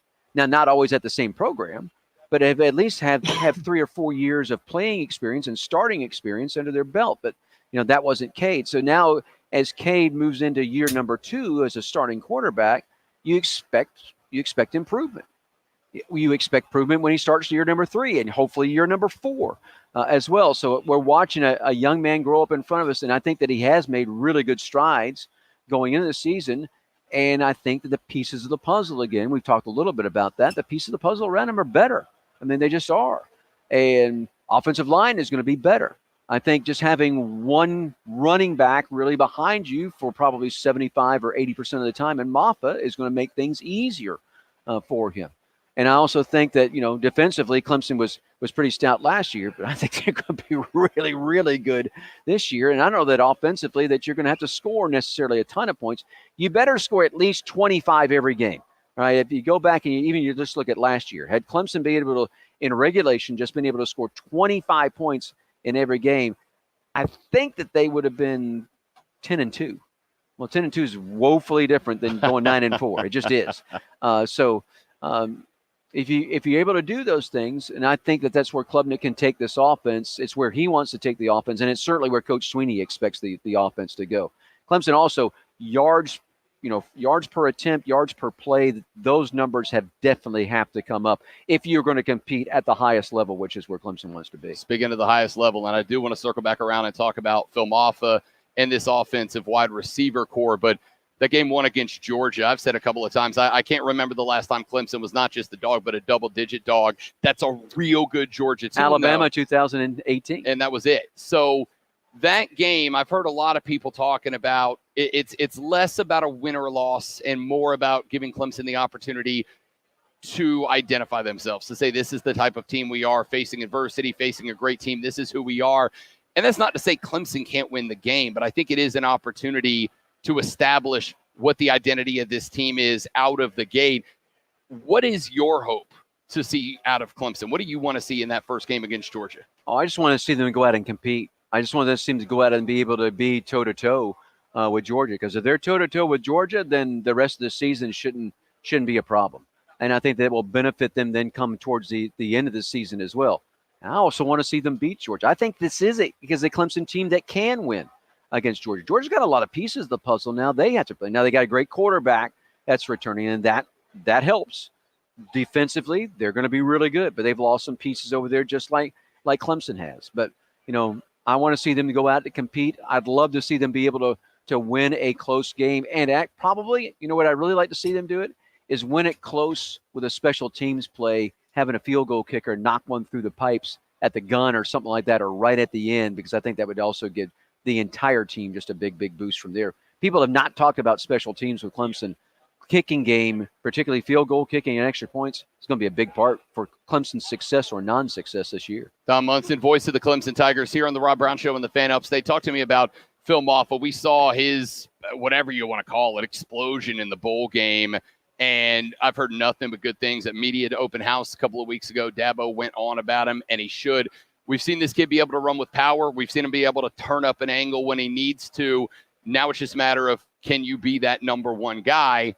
Can he be that number one guy? Yeah, I think that he can. He only had 97 carries, I think, all of last year. That's going to double for him. I mean, he's going to probably get 180 carries, 160 to 180 carries would be my guess. So, and he almost rushed for 1,000 yards last year on just the 97. So, I think that he can be a guy that could. I mean, if things go really, really well for Maffa, I could see him being in Heisman, kind of competition, because if they go well for Maffa, it's going to go well for Clemson. I mean, it just is. Those two are going to go hand in hand. But Maffa can be the difference maker not only in this league, but I think he can be a difference maker on a national scene. Really excited about what he brings, but there has to be somebody that comes behind him. It just can't be just a one pony show. That stable has got to come with 2 or 3 other guys that can step up. August is going to be big for that.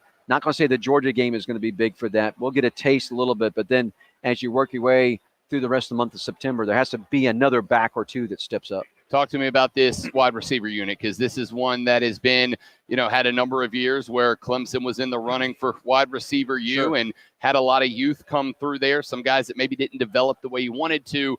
What are you looking for out of the wide receiver unit that's going to be helping out Cade Klubnik this year? Well, everybody certainly is excited about the 2 freshmen that have stepped on campus. We've had one that's been here since January, obviously one that just enrolled in TJ. So you got to figure out what's their impact going to be. Then you have to go back and all right, what's returning? Got two guys that are coming off of injury and Turner and Williams that are both coming back. Both those guys have to perform at a high level. Both of those guys have to stay healthy, have to stay on the field. The best ability is availability. So you've got to be able to do that. And then I think that K just has to get comfortable with what he is in the pocket and making reads that are, that are the first and foremost that are the proper read. There are some things that are just given in Garrett Riley's offense, and sometimes you have to take that. There are other times where maybe you maybe have to force something. I don't think that Clemson is going to be. I think that Clemson will have more big play strikeability and more downfield strikeability this year.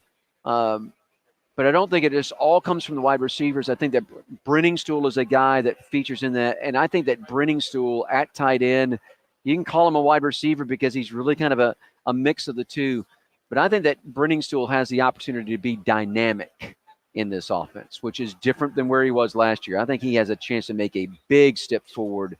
And, boy, if he does become dynamic, then that creates all kinds of problems for defensive coordinator. All right, last one, and we'll let you continue this car wash that you're on, hitting every table. I've said to Clemson fans on the show the last couple of months, I want them to define success because I think the end of this year is a good opportunity to say we met or we did not meet. And obviously success is a subjective measurement. So to Don Munson, this season will be considered successful if fill in the blank. Oh, I think, I think that all of us would agree this season will be a success if Clemson. What's the high water mark? Obviously, is winning out, but I would probably think that the most people it's a success if they make the playoffs. To be honest with you, got to be one of 12 teams to make the playoffs. That's the expectation that Coach Sweeney has for the program, for the team, for himself and the staff. So I don't know why that shouldn't be all of our expectations. See if they can't make it to the playoffs. Well, you'd love to see them win a game. Obviously, you want to play for it all. That's the ultimate, is to go and play for it all. When you're playing for it all 4 times in 5 years, you get used to that. You maybe take it a little bit for granted. I think that all of us have learned it wasn't as easy as maybe we all thought, that it is difficult. But, boy, it sure would be fun once again, to have an opportunity to bring a golden scepter back to Clemson. Don Munson is the voice of the Clemson Tigers here on the Rob Brown Show in the Fan Upstate. Man, I know you're busy at media days, and I know with just a couple of weeks till the season started, that's not going to get easier on you. But when you're ready to go play some golf, you let me know. Oh, I'm in. My motto, Rob, is have clubs will travel. There's still some golf in my future before it all gets said and done. Let's book it. Let's make it happen. All Don, right, thank you very much, my man. All right. Don Munson, voice of the Clemson Tigers here on the Rob Brown Show in the Fan Upstate.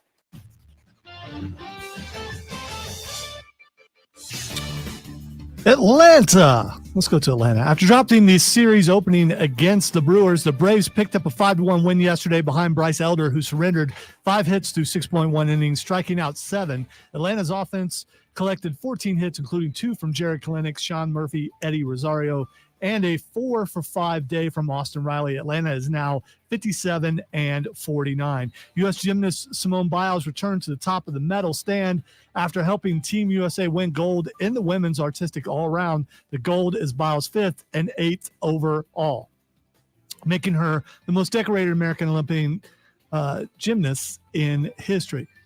Make sure you tune in this afternoon from 3 to 7 p.m. for our brand new local show, Wire to Wire. Cole, Bryson, and Diesel will get you up to date on the latest local and national sports news. Great guests, great debate, and, of course, a whole lot of fun. That's all Wire to Wire.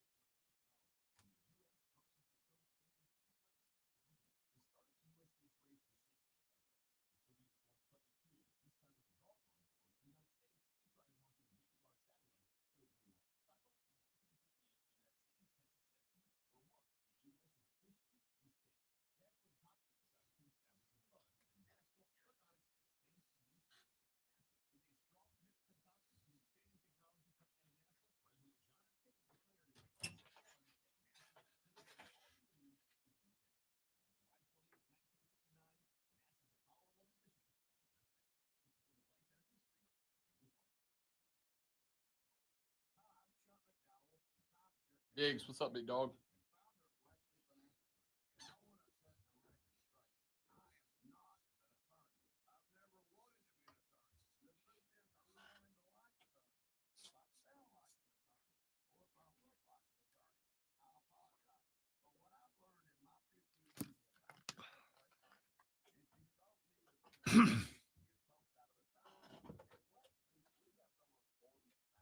Rob Brown Show. Hey.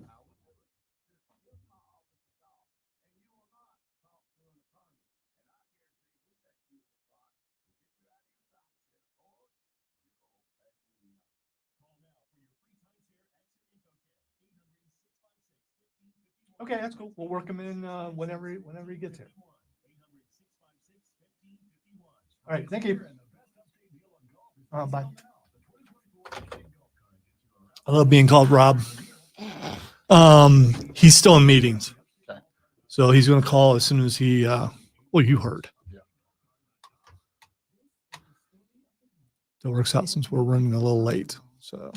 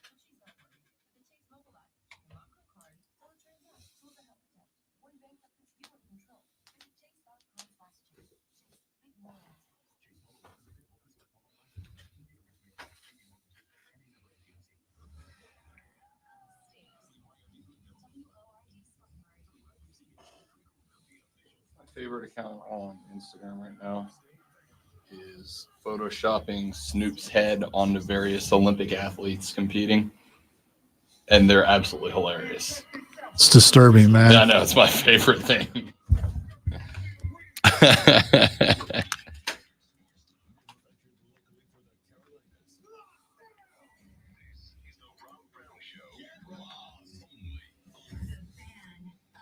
Hey, Big Daddy, how you doing? Real good, Corey LaJoy. Thanks for asking.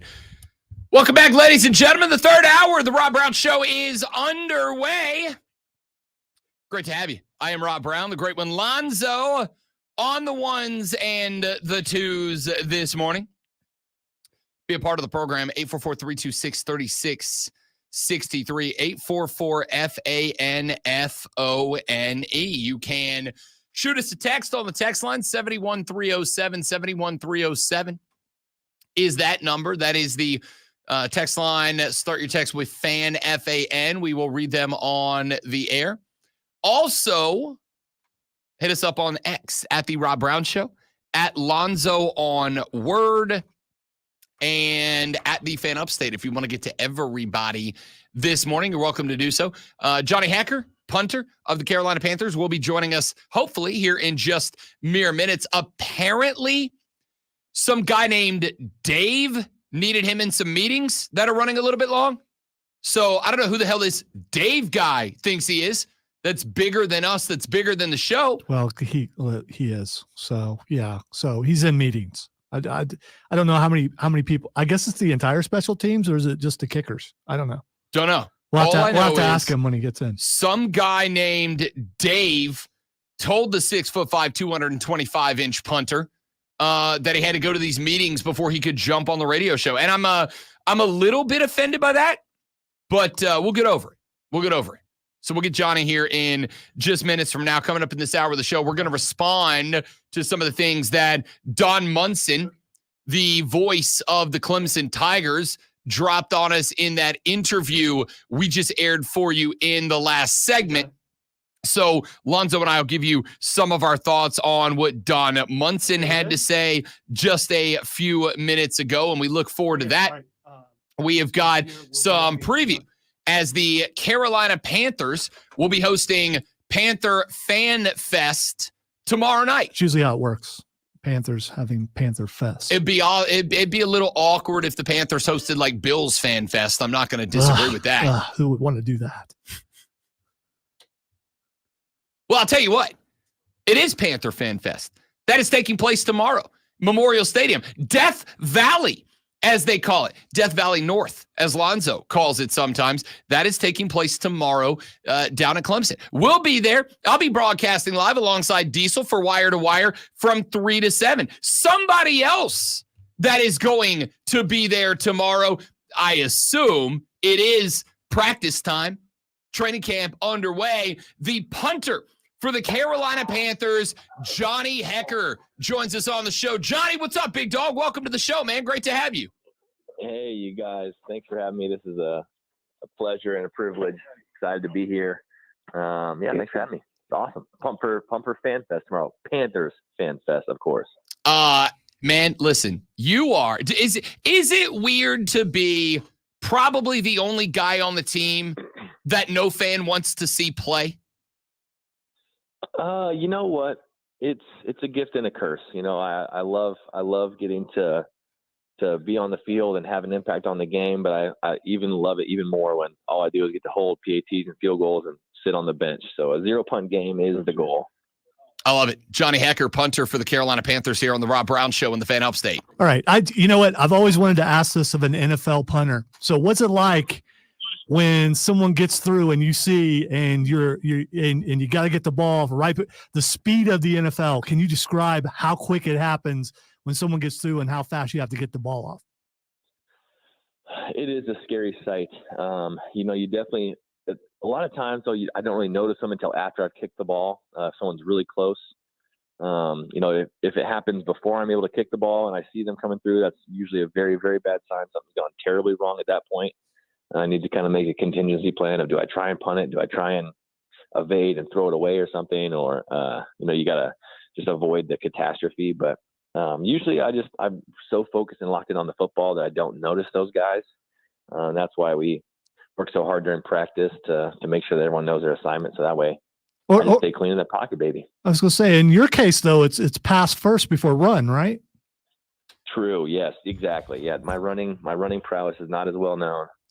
So, throwing the ball works better for me. Let me ask you this. Amongst punters around the league, are there certain guys as kick rushers, as blockers, are there certain guys y'all are aware of? Like in these meetings, are you like, all right, when we go punt, eyes up on 92, he's their best guy? Like, are there guys across the league that are kind of known as the one that kickers need to be most aware of?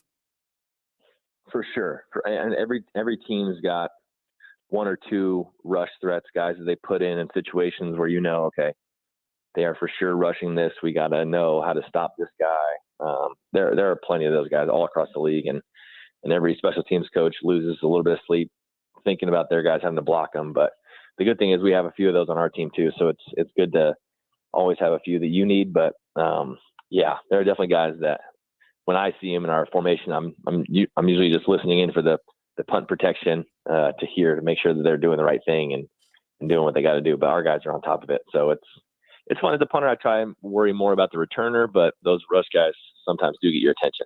Johnny Hekker, punter for the Carolina Panthers, joining us as we get set for Panther Fan Fest tomorrow evening down at Memorial Stadium at Clemson.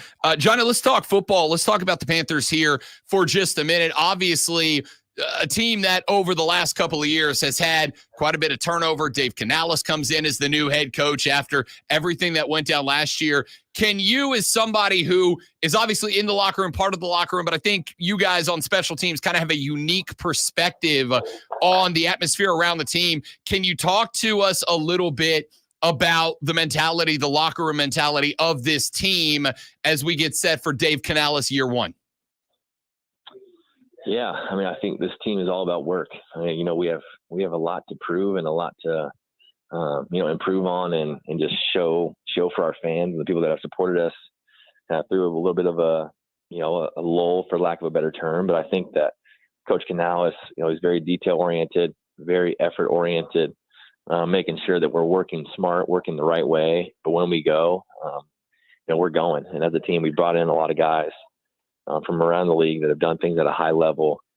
I'm really happy with the new acquisitions that we've had, kind of beefing up the line, going and getting some other veterans from other teams that, are just going to be awesome assets to our locker room and to our production on the field. So it's fun to, have a new kind of young, hungry coaching staff that's also, freckled, if you will. I'm not sure, it just has a lot of experienced coaches and veterans in the game kind of mixed in there, to provide some wisdom and some kind of been there, done that aspect to it. But Coach Canales is hungry and excited, and we're just feeding off that energy and just working, man. This is the time of the season to try new things and kind of hone down our terminology and everything we're trying to do. So it's fun. Training camp is a grind, but it's been a really fun one this time. Speaking of training camp, which do you prefer, going away? For a long time, training camp was here in Spartanburg at Wofford, and now you guys are at home. Which is better for you? Do you like going away and getting away from everything in Charlotte, or do you like it being close to home? Yeah, there's pros and cons to both for sure. I loved Spartanburg. The staff at Wofford treated us so well, took great care of us. There's a wing spot, TNT Wings, there in Spartanburg that I miss very dearly. But it's also been very nice to be home. The vets 4 years and over are getting to stay at home, so I get to be home for dinner time and bedtime with my kids. That you can never get enough of. So that's been really special to have. Just have the comfort of your own bed instead of a dorm bed has been nice. But this training camp has been a good one. We're loving kind of being at home in our rhythm here in the stadium and at our practice fields, and having some fan turnout in Charlotte's been great. So we're enjoying it.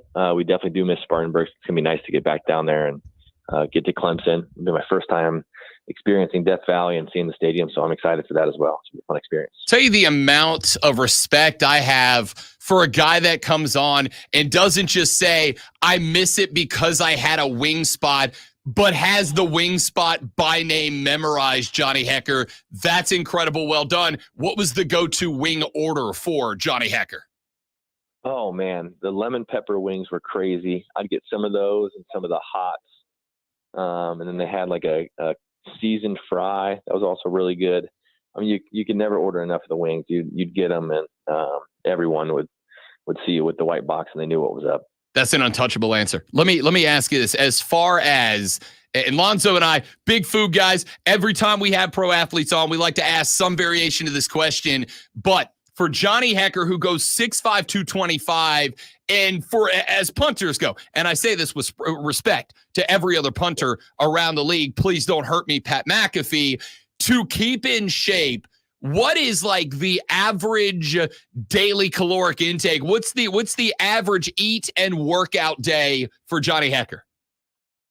Oh man, I'm one of those guys that the more I work out, the more I love to just justify eating just ridiculous stuff. But, he gets it. Yeah, but I think, I have a bone to pick with whoever's doing our rosters, because I've not been 225 for a while.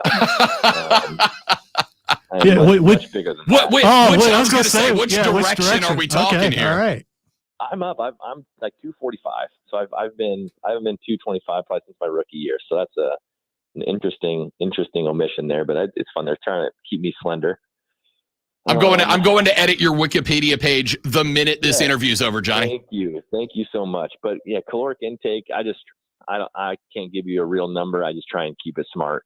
Eat less than I'm expending. Sometimes, especially even during training camp, those numbers can be shockingly low for expenditure. I'm walking around watching a lot of practice, not really doing the heavy hitting, fast running stuff. But our team chef here definitely gives me plenty of amazing options. Chef Tracy is the best. We are talking with Johnny Hekker. He's the punter for the Carolina Panthers, as we get set for Panther Fan Fest tomorrow night at Clemson. I will be there live with Diesel doing Wire to Wire from 3 to 7 p.m. We look forward to seeing all of y'all out there as well.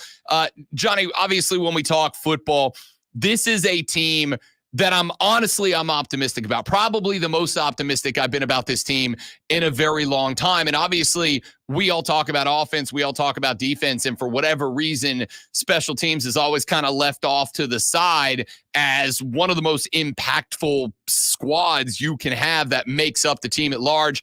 Talk to me a little bit about the growth and the development of Panther special teams this offseason, because I expect you guys have an immense role to play in a team that I absolutely think has an upward trajectory, but is obviously in a bit of a transition phase with a brand new head coach. Talk to me about the development of the special teams so far this offseason. Yeah, I mean, it's, what I say, attitude reflects leadership, and Coach Canales has put a premium on allowing us meeting time, plenty of practice time, to get our technique, to get our scheme, to get everything right, to make sure that we're communicating at a high level. And Coach Tracy Smith has been awesome. Him and Darren Bates, our assistant special teams coach, have been direct, open, and honest with their expectations and with just how they want to see us practice, how they want to see us play. And then the rest is really on players to kind of police and patrol effort, execution, communication. And, we have a lot of veterans and guys that have played on a high level of special teams capacity. We have some guys that are, going to be asked to really pick and choose. Like, we're going to give you 1 or 2 phases. You got to just excel in those things. And then we're going to have a lot of guys that are 4-phase core special teamers to our team that, have done it in the past for the Panthers. Some guys that have done it for other teams they've been on. And it's really just been an awesome kind of collaboration. Tracy's got new terminology from our past coach and new ways of seeing things, so we can kind of bring our past experience mixed with how he wants to operate and do things. And he's been collaborative and open to our suggestions and things that we've done in the past. And so it's been a fun kind of melding of worlds, and we're gonna just do our best to be productive. And every team that wins a lot of games, you have a few sprinkled in there where special teams is a huge part of that. So we want to be an asset to our team and really be attacking in what we do. Johnny Hekker, punter from the Carolina Panthers, here on the Rob Brown Show in the Fan Upstate. I know this isn't necessarily directly your department, but I also know kickers travel in a clique. Why not look after the boys? You don't have to give me the specifics, but with the new kickoff rule, is there some level of thought behind experimentation in different ways to organize kickoffs with the new rules? Is there any thought as to, let's try different looks, let's try different personnel, et cetera, to try to come up with some creative way maybe other teams haven't come up with yet? Or are you guys kind of looking at what has been done in the USFL, USL, XFL, et cetera, and just kind of running some standard as those guys go, new kickoff models? How is the special teams unit approaching a new kickoff type that I'm assuming the majority of guys on the roster have not had to go through before? Yeah, it is interesting to say the least. It's a lot of let's kind of wait and find out how this thing's going to go. I think every coordinator is going to be sitting very intently watching the Hall of Fame game, saying, okay, let's see what these two teams are doing first and foremost and see how that matches up with what we're doing, because it's a lot of we know the parameters of the rules. We know, kind of how we have to operate and where we have to line up. But it's been interesting. There's a lot of tinkering, a lot of experimentation, but that's when it's great to have a coach that's really heavy on fundamentals and techniques and just, okay, here's how we're going to do what we're going to do. Eventually you're all going to be, lines on a field for the diagram of the play. But, right now it's just, let's be somewhat creative in what we're doing. Let's have a few multiple calls, and then let's have a couple of different kicks. If we want to kick it deep, we can. If we want to try and squib one, the landing zone rules are going to make that pretty interesting and difficult. So it's going to be a little bit of a dice roll for a few teams, but we'll see how it all works out. It's all a lot of let's wait and see how other teams are doing it, and then there's going to be a lot of adjustments, I think, made within these first few weeks of preseason and even early on in the season. I haven't heard anyone mention this as far as are there rumblings around special teams about this change? I mean, are players embracing it, or I get you don't have a choice, but is anyone really happy about this? I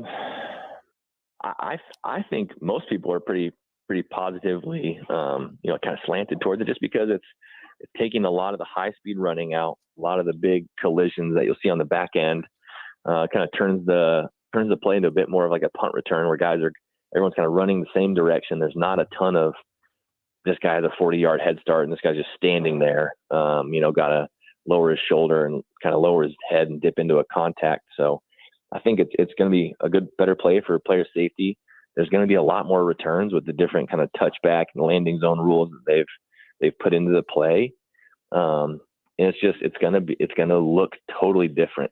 So a lot of people are going to turn on their TV and go, what the heck is this? But it's, I think, overall going to be great for return percentage, which is, a good thing for special teams coaches to have a lot, more film. The kickoff has kind of been somewhat of a dying play the last almost decade, you'd say, with rule changes and trying to eliminate the injuries that occur in that play. So it's hopefully a step in the right direction for the health of players, and then overall entertainment value. I think is going to be a good boost to the game as well. Johnny Hekker, punter for the Panthers, here on the show. Let's talk very quickly, Johnny, about FanFest tomorrow. Obviously, you guys back in Charlotte, we've seen, at least I've been told, we've seen a pretty good increase in the number of fans that are coming out to practice. The upstate of South Carolina, very excited to have you guys down here.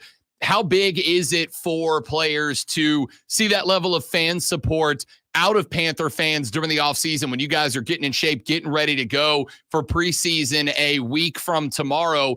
And when you're down here at Clemson, if that stadium is packed full of fans wearing silver and blue, what does that do for you guys as a team? You love it. I mean, we play a game and it's an entertainment business. So when you have a bigger crowd, it definitely gets you a little more amped up, gets the juice flowing, gets people, more excited for practices, for playing games. So to know that their fans are taking time out of their day, we're practicing somewhat early in the morning now to try and beat the heat, and to have people, taking time off of work, bringing their kids, all that stuff means so much to us. So it's something that when we see that support, it just gives us that little bit of juice to dig down deeper, work a little bit harder, and try and, develop a strong product for them to be really proud of, and just watch a team kind of on the rise. Johnny Hekker, punter for the Panthers. And Johnny, I've been told you have invited, and I think this is fantastic, a number of special teams, Olympians and athletes and competitors to come out to camp. What's the reasoning behind that?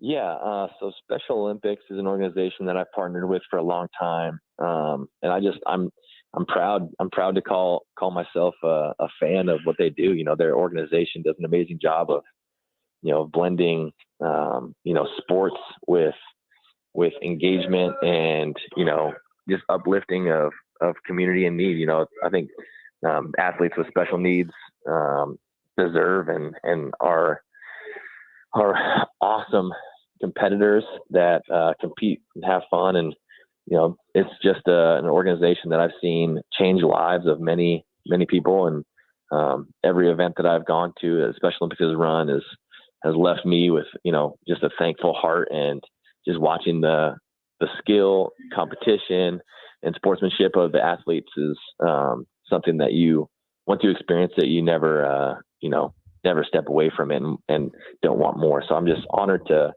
kind of be an ambassador for Special Olympics, and to have Special Olympics athletes there is going to mean a lot to myself and my teammates. Johnny Hekker, punter for the Carolina Panthers. And by the way, don't think we missed the "Remember the Titans" quote you dropped on us a minute ago. That's how I know he is a dude. Johnny Hekker, punter for the Carolina Panthers, here on the Rob Brown Show in the Fan Upstate. Panther Fan Fest is tomorrow at Death Valley in Clemson. It's going to be all day. Looking forward to the practice. Kicks off at 6:30. We'll be live there from 3 to 7 with Wire to Wire with myself and Diesel. Johnny, my man, awesome to have you on the show, bud. Great stuff. We should do it again sometime, man. You got it, guys. Rob Diesel, thank you guys so much. See you on the Fan Fest. You got it, brother. Johnny Hekker, punter for the Carolina Panthers, here on the Rob Brown Show and the Fan Upstate. Yeah, sorry, Zoe. I caught that too. Well, it's because you I said never, it 3 times. Yeah, and you never mentioned my name. I thought you would have mentioned your name. You didn't say, "Hey, I'm Lonzo." Yeah, I don't know how to properly interview someone. So, what can I say? Thanks to Johnny Hekker. Thanks to the folks at the Panthers for setting that up. Also are expecting to have a couple of guests on that show tomorrow with Rob and Lonzo, Wire to Wire, 3 to 7 from Panther Fan Fest. Back after this on the Rob Brown Show in the Fan Upstate. I wasn't offended. I knew he was going to do it because you said the name a bunch of times.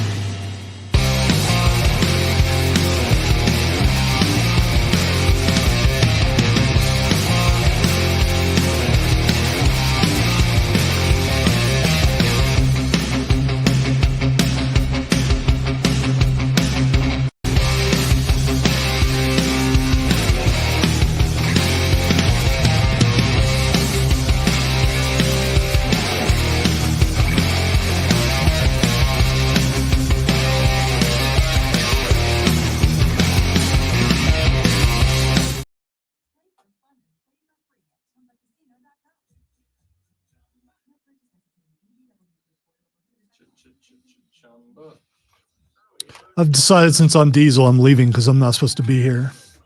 New life in the next break. So Garrett Cole for the Yankees was supposed to pitch yesterday evening, and the Yankees announced a couple of hours before the game that Garrett Cole would not be making his scheduled start. He was listed as out, suffering with general body fatigue. I very much wish that was an excuse that we got to occasionally roll out. Hey, boss, I'm out tomorrow. General body fatigue. I will also tell you, and I probably should not, but I'm going to anyway. I have an issue with my life right now. With my life, y'all know I am originally from Louisiana. I've grown up on seafood. Nuh-uh. I know. It's a little known secret about me. I do keep some secrets from you. I am from Louisiana, New Orleans, Louisiana specifically. I've grown up around seafood. I was brought up at oyster shucks and crawfish boils and with grouper pontchartrain, my favorite meal of all time. I'm a seafood guy. And obviously, oysters way at the top of the list for me. Way at the top of the list for me. Well, I got here. And I don't know if it's like, things just change as you age. Lonzo and I were having this discussion before the show. Things about your life they just become different. And it's just like, that's a thing you can't do anymore. Or that's a thing that happens all the time now. So about a year and a half ago, I went, as I have done many times throughout my life, and I went and I got a dozen raw oysters. I love raw oysters. Love raw oysters. I went and got a dozen raw oysters. And you said about a year and a half ago. You mean, oh, okay. So this is part of the story. Okay, all right. But a year and a half ago, I went and got a dozen raw oysters. And the next day, your boy, let's just say, was confined to one room of the Casa de Love for a little bit longer than I would have liked. And I thought, probably got a bad oyster, right? Probably got a bad oyster. So then, a couple of months later, because it's a once every now and then treat, a couple of months later, got it again, happened again. And the fiance, the girlfriend at the time, looks at me and she said, Are you allergic to oysters? And I said, no, I've been eating them quite literally my entire life. My entire life, I've been eating them. So no.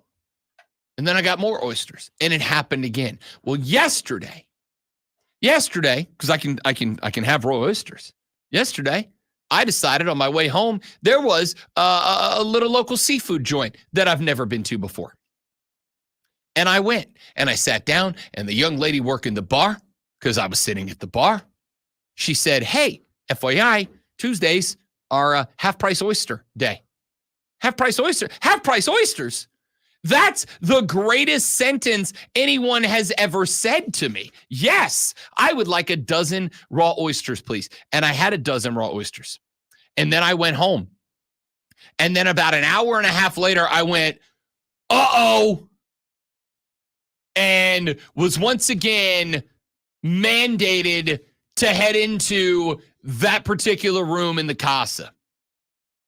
And I was in that room in the Casa. The throne room. The throne room. Yes. I was in the throne room having assumed the position from about yesterday, from about 1 o'clock in the afternoon until I had a 2:30 meeting that I arrived at 2:45 for, not by my own choice.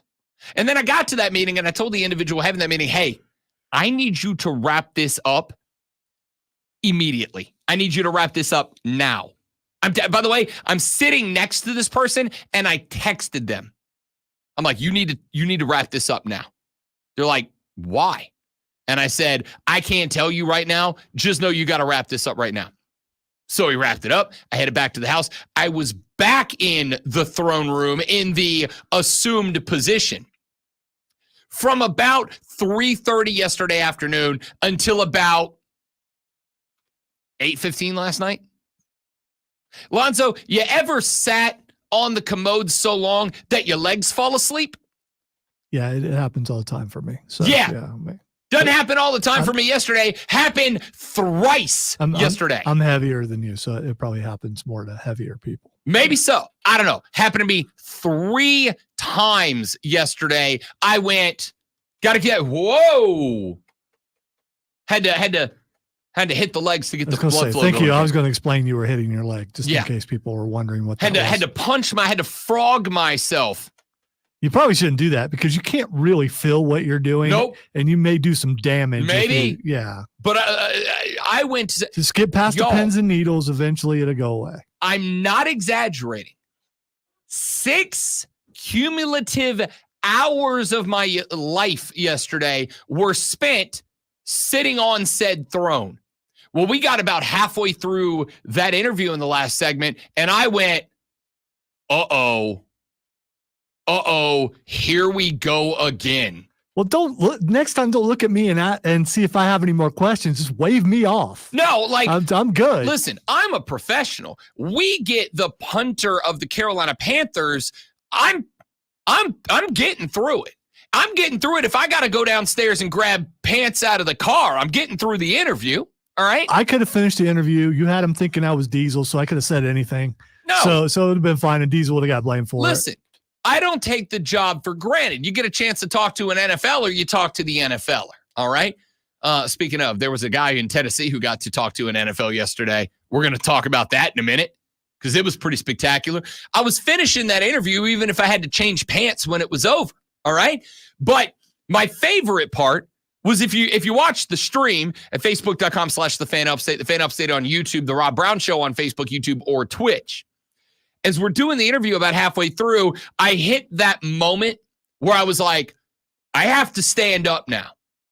For those of you that watch the stream, I sit through the show. Okay. I'm seated every hour, every show.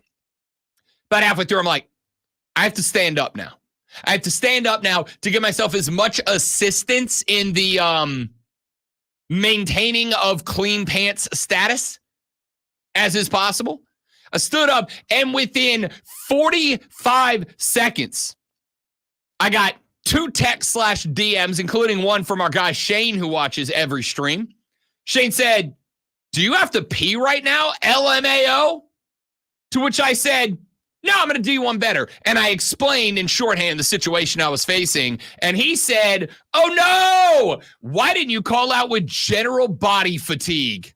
Because I'm going to tell you right now, my body is officially generally fatigued now. And I just joined the ranks of our fellow morning radio comrades of making the restroom an inhospitable place for others. I've changed the definition of toxic work environment.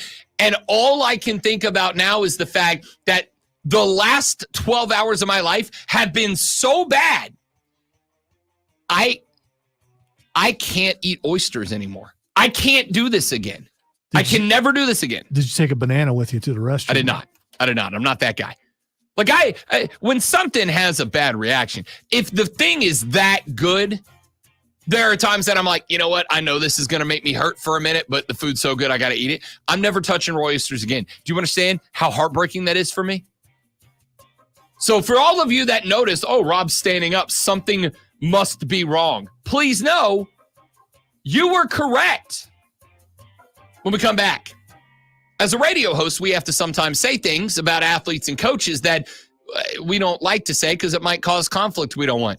Well, that happened to a host in Tennessee. We're going to tell you about the showdown he had yesterday when we come back on the Rob Brown Show in the Fan Upstate. New life.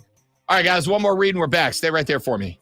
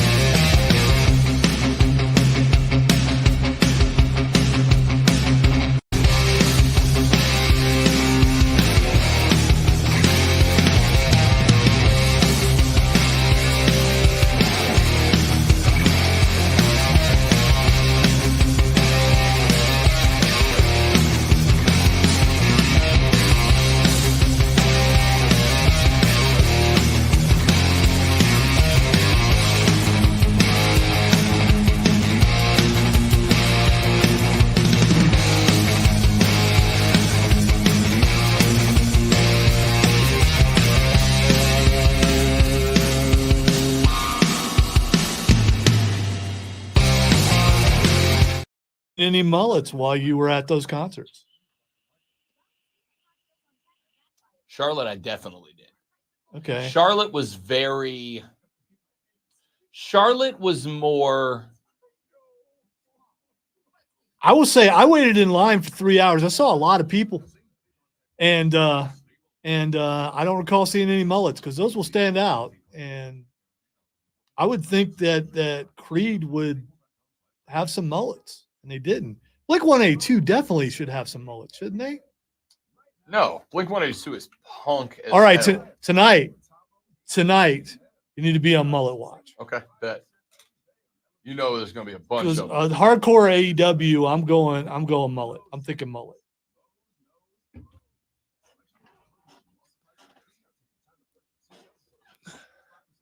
Who of your friends, your inner circle right now, do you think could rock the mullet? Mark Shelley. He's a hockey guy. Hockey guys will rock a mullet, Yeah, unironically.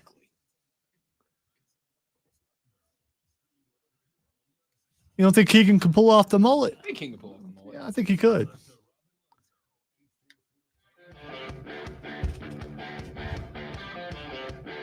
Yes, Cafe Peña is better and cleaner. You are both absolutely correct.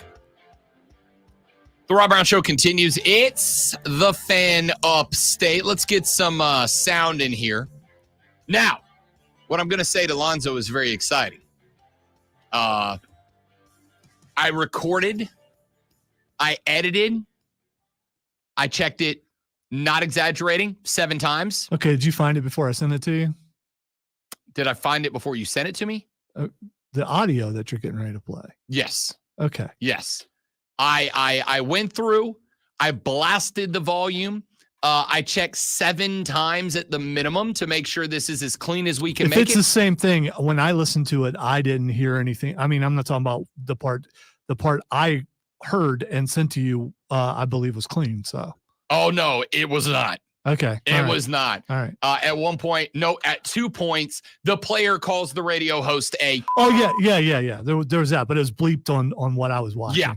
So I did. I'm pretty sure I got it, but I'm gonna I put hate so when on you do- high I alert hate right now. when you do this. Yeah, It's okay. It's all right. I could not do that and just be like, I'll probably dump more than anybody in the building.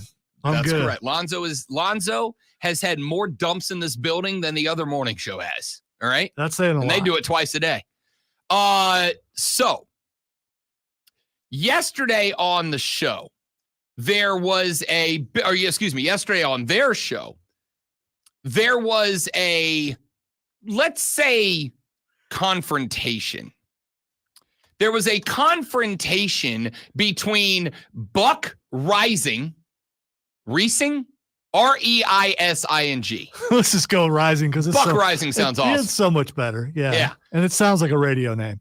Buck Reising was at the Tennessee Titans preseason camp, and they were doing their show live.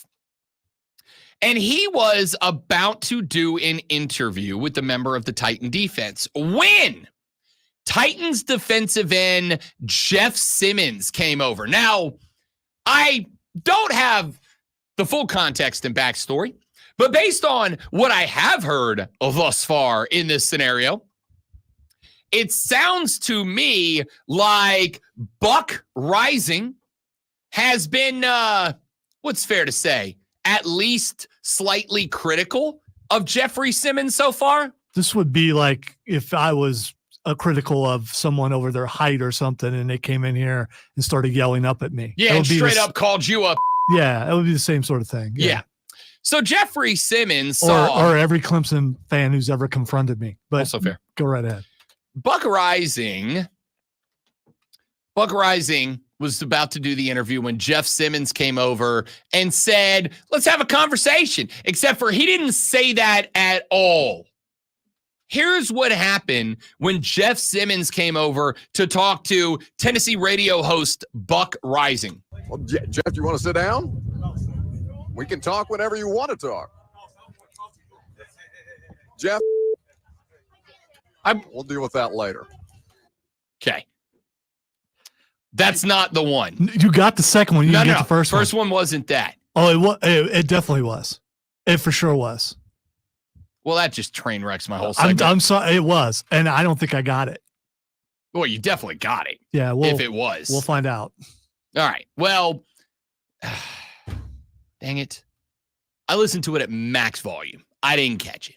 Anyway, Jeffrey Simmons comes over and has some words for Buck Rising. Buck says, do you want to sit down and talk about it? And Jeff Simmons says, no, I don't. What I want you to do is stop talking online. Stop talking on social media because you are a vulgar name for a female genitalia. Call him a kitty cat. Yeah, let's go with that. Let's go with that. So he says, hey, man, I'm not going to talk to you. Buck says, Jeff, we can sit down and do this right now. Do you want to talk this out? He goes, no, I don't want to talk to you. This is my favorite part. He says, I don't want to talk to you. I want you to say it to my face. And Jeff's like, or Buck's like, here's the mic, dude. Here you go. Like he invites him to sit down. Can I say this? I don't know what Buck Rising said to upset Jeffrey Simmons to the point that Jeffrey Simmons called him to his face multiple times. But what I will say is this. Buck Rising had the stones in that minute to tell an NFL defensive end, my guy, if you're mad, there's a chair, there's the mic. Let's do this. Let's do this. Well, you got to be somewhat fearless because I mean, what's he going to do? Is he going to beat him up? He could, but that would be bad for him. The best thing would have been for him to sit down and talk to him. I will tell you this. I mean, there is a part of me that's like, if you're the player, don't, because, this could be it's just a publicity stunt for a radio dude, which is a legitimate possibility, right? I wouldn't want to sit down and talk with that guy either. Did you hear his voice? Man, his voice is amazing. He's got a really good radio voice. I'm going to give him that. He's got that real good radio voice. I wish I had that guy's radio voice. I might be famous by now if I did. All right. I like it. And I like that he was willing to go 10 toes to the sand and say, my guy, you want to sit down and have a talk? Let's have a talk. Let's do it right now. Here's the mic. We can do this right now. And Jeff was like, I don't want to talk to you. I want you to say to my face, yeah, that's what talking is, Jeffrey. That's how it works. Now, what I'm going to say is this. I appreciate Buck Rising in that spot because he was willing to own what he said and talk about it. I don't know what he said. I don't know what the criticism was that got Jeffrey Simmons goat, so to speak. I don't know what ticked him off. I know Buck Rising was willing to talk about it to him, to his face in that moment, and I appreciate him, as the kids say, being willing to stand on business in that exact moment. I think that's great. What I will tell you is, if you're going to do that, then yeah, when dude comes over and says, hey man, say it to my face, don't say it on social media, you better be willing to say it to his face. You better be willing to say it to his face. And this cat did. He stood on what he said. He's like, you want to talk about it? Here's the headphones. Let's do it right now. And the guy said no. I respect that out of Buck. And I will tell you that I have been recently told, without giving away the game, because I have no intention, never have, I have no intention of making it a publicity stunt. As somebody who was recently told by someone else who very closely covers a local sporting entity and outfit, I will tell you, I was told last week that I am on somebody's radar. I'm on somebody's radar and being paid attention to what is being said on the show and how I'm presenting things and how I'm framing things on the show as maybe not positive. Now, I'm honest, if not nothing, all right, about when teams are doing well and poorly. I'm going to give you not the lean one way or the other. I'm just going to give you what I think, when I think it, how I think it. So if I'm on somebody's radar, so be it. I'm on somebody's radar. I don't intend to turn it into a publicity play, but if that individual whom's radar I am on ever wants to walk up and go, let's have a chat, I will do it. The same as if I assume that we bring BY on and he goes, hey, Lonzo, sorry, hey, Diesel, I heard you've been making short jokes about me. I expect Lonzo to go 10 toes in the sand and own it. And I will walk over and say, give me a hug, and then I will pat him on top of his head. Point here is, dude owned it, and I respect that. Dude didn't back it down. He said, yo, you want to talk about it? Here's the mic. And Jeffrey very clearly did not want to talk about it, which is on him, man. It's on him. I really wish I could play that on it. Tell you what, can we play that on the stream? I mean, I know we can play it. Can we play it just on the stream during the break? Is that a possibility? Do we know? Yeah, all I got to do is take it out of program. Okay. Tell you what, we will try to play that audio for you on the stream. Facebook.com/thefanupstate, Twitter.com. Nope, sorry, no Twitter, no mas. Fan Upstate on Facebook, Fan Upstate on YouTube, The Rob Brown Show on Facebook, YouTube, or Twitch. We will play or try to play that audio for you during the break so you can hear the whole confrontation. For everybody else, we're back with the last hour after Lonzo Sports flashes you. Now I want to know who's coming after Rob. After dropping the series opener against the Brewers, the Braves picked up a 5-1 win yesterday behind Bryce Elder, who surrendered 5 hits through 6.1 innings, striking out 7. Atlanta's offense collected 14 hits, including 2 from Jarek Lennox, Sean Murphy, Eddie Rosario, and a 4-for-5 day from Austin Riley. Atlanta is now 57-49, trailing Philadelphia by 7.5 games. And a half game up on the Mets. U.S. gymnast Simone Biles returned to the top of the medal stand after helping the Team USA win gold in the women's artistic all-around. The gold is Biles' 5th and 8th overall, making her the most decorated American Olympian gymnast in history. And make sure you tune in this afternoon from 3 to 7 p.m. for a brand new local show, Wire to Wire. Cole Bryson and The Real Diesel get you up to date on the latest local and national sports news. Great guests, great debate, a whole lot of fun. It's all Wire to Wire.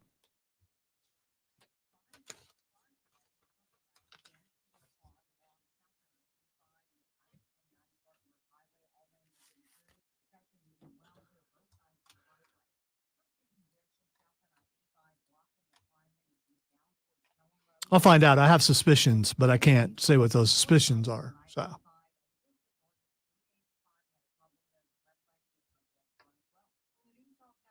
keep in mind, Rob hasn't been here very much lately because he's been out and about, so we haven't discussed it. And me texting him would be pointless because he won't return my text.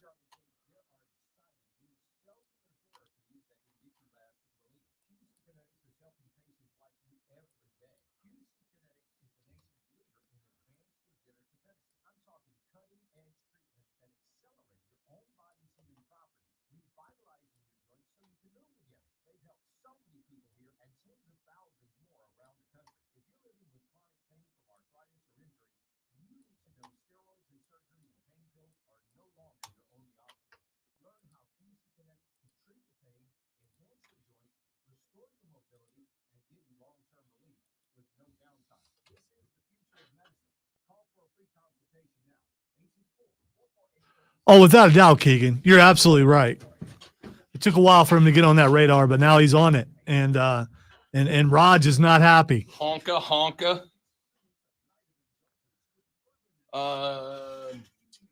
So are we out of program? I'm going to try to play this. Y'all let me know if it's playing for you. Well, Jeff, you want to sit down? We can talk whenever you want to talk. Jeff, we'll deal with that later. Roger McCreary sitting down with us here on 104.5 The Zone. Jeff, I mean, we're on the air right now. I'm right here, Jeff. We can talk anytime you want to. Unbelievable. We got to make that happen. Well, we'll deal with that later on. Roger McCreary sitting down with us here on 104.5 The Zone. Jeff, if you want to sit down and talk about this, we can talk about this. I'm talking to you right here. Jeff, we tried to talk to you last week. I'm being rude to Roger. We'll deal with you later. Roger, what's going on? It's good. Doing good out here. I'm doing good. How was the day of practice? First padded practice. So there you go. The bleeps were a vulgar word for female genitalia multiple times. But I'll tell you what, my dude stood on business. Very fair, Keegan. Very fair. Definitely not inaccurate. I just, I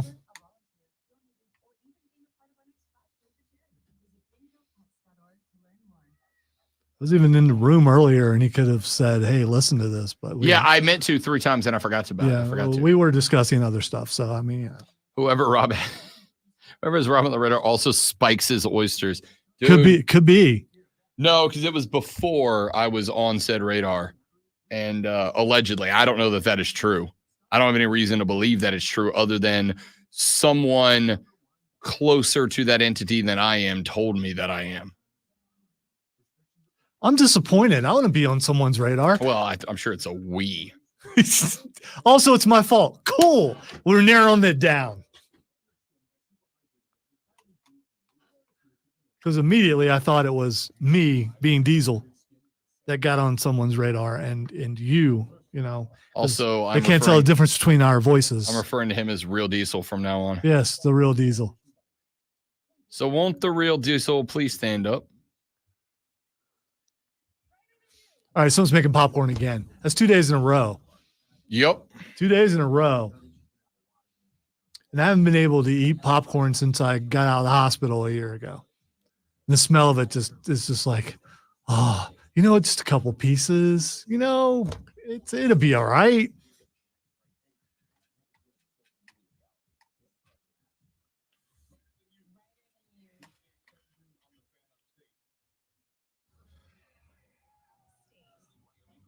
Oh, look at that. It's 9 o'clock. Wow. How'd that happen?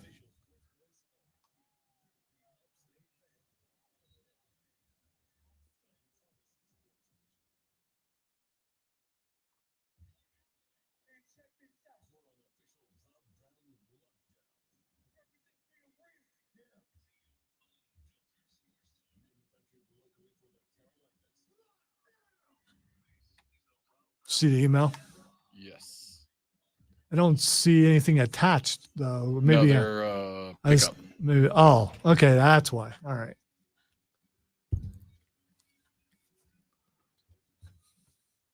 The final hour of the Rob Brown Radio Show starts now. Welcome back, ladies and gentlemen, boys and girls, children of all ages. Rob and the fake Diesel Lonzo here this morning. Thanks to Johnny Hecker for creating a moment that's going to live in Lonzo's head for a couple of weeks. No, it's your fault. I'm blaming you for my that. fault. Yeah, because you never mentioned my name, but you kept mentioning Talk to the Diesel. boss. The boss could have said, hey, you'll be on with Rob and Lonzo. No. That's not what I mean. When you came on the air talking to him, you mentioned yourself, but you never mentioned me, but you mentioned Diesel. So it's your fault. I opened by saying with Rob and Lonzo as I always do. You don't always, and I'm not sure that you did. We can go back and listen to the tape, but I think it was inferred, and we're not wearing name tags. And usually we get lucky and we get people on stream, and that helps. And you're right, it's my fault. I didn't identify myself as the fake Diesel, and I should have done that. So it is your fault. Thanks for admitting. I think we all know whose fault it was. Aaron Rodgers got into it at training camp for the New York Jets. Ooh, I can't wait for you to tell me exactly what was said, because in that video, some guy's describing it, but you can't hear exactly what is said. No, I can't. So I can't wait I want the transcripts. I can't tell you what was said. I don't have the transcripts. What I can tell you is I am an excellent reader of body language. Are you? Okay. Yeah. All right. Excellent reader of body language. How come you can't tell when you need to go to break because I got to pee then? Because you're a professional and you don't allow your body language to interfere with the show. All right, true that. You would not, obviously, you would not dare interrupt the Momo of the show when we're on a roll for your own selfish needs. You're right. I just stand up.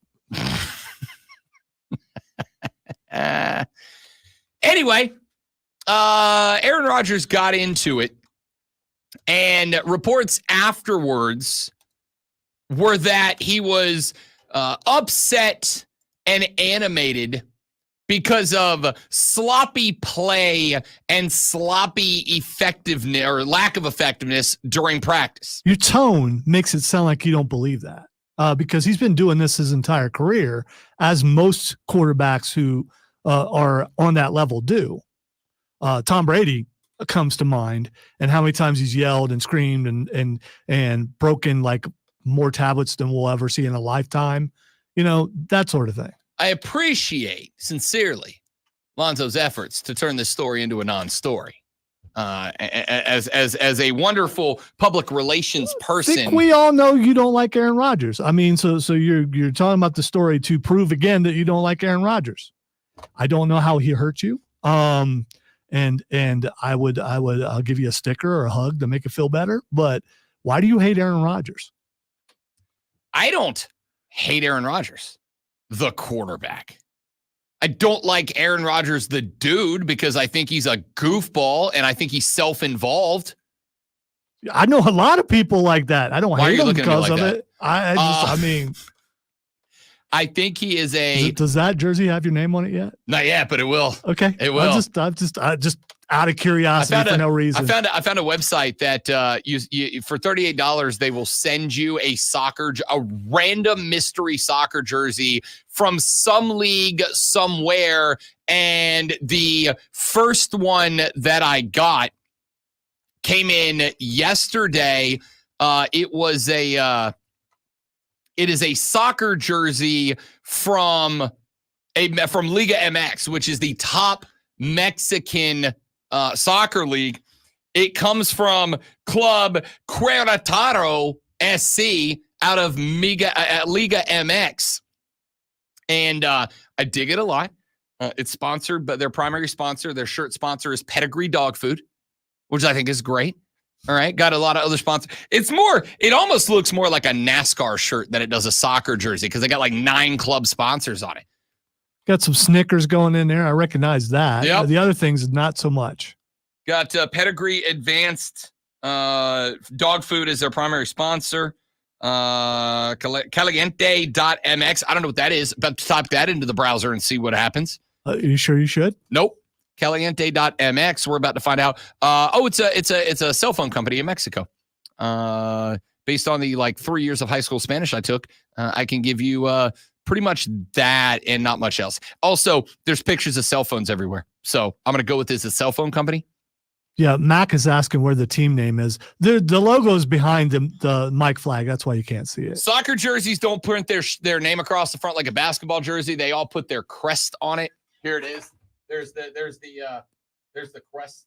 He's off mic right now. That's the reason why he could. Well, but he's still loud enough that it's like normal for anybody else. So we're good. Point is, I dig the jersey. I dig this website. They're going to get a lot of $38 out of me moving forward because I am a big fan. You know what? About 5 of those $38 is, and you could buy a console. I'm just saying.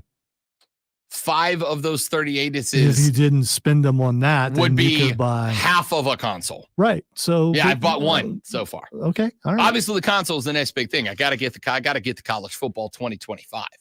The point is, I dig it a lot. And the second point is, as Alonzo pointed out, yes, the next thing I do is go get my name and number put on the back. All right. Numero tres. Very, very Roberto. self-serving and all those things that you were saying about Aaron Rodgers. Absolutely. Anyway, Aaron Rodgers is a self-important.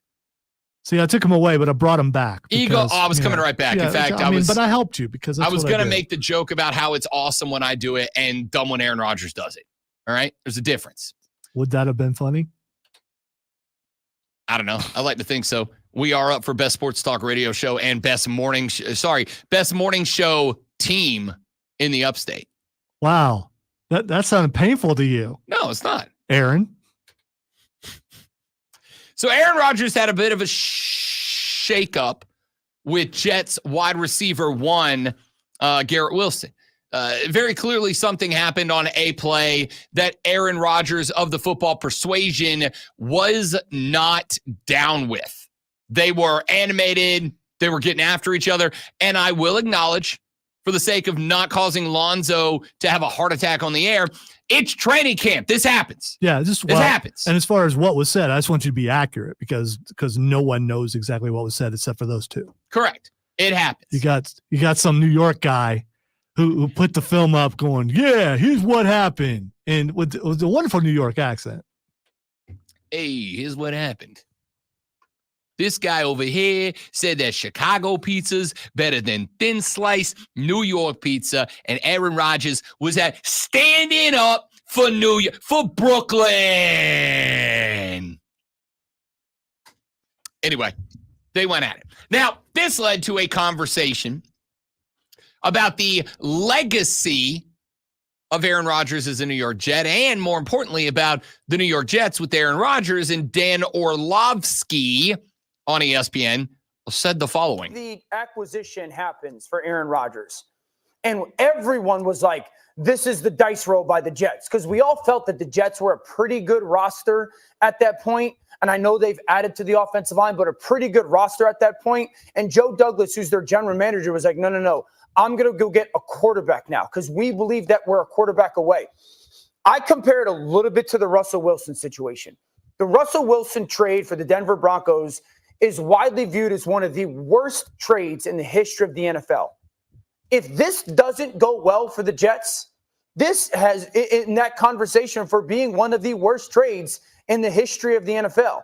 The Jets traded for a guy that was a 2 out of 3 year MVP winning quarterback. If they don't get anything for it, this is going to go down, and Joe Douglas's resume is like a complete disaster. This is one of the best defenses the Jets have in the NFL. You're going to waste Sauce Gardner. You're going to waste Quinnen Williams. You're going to waste some of this defensive talent. Garrett Wilson is one of the best receivers. I'll stand on that. Not young, best.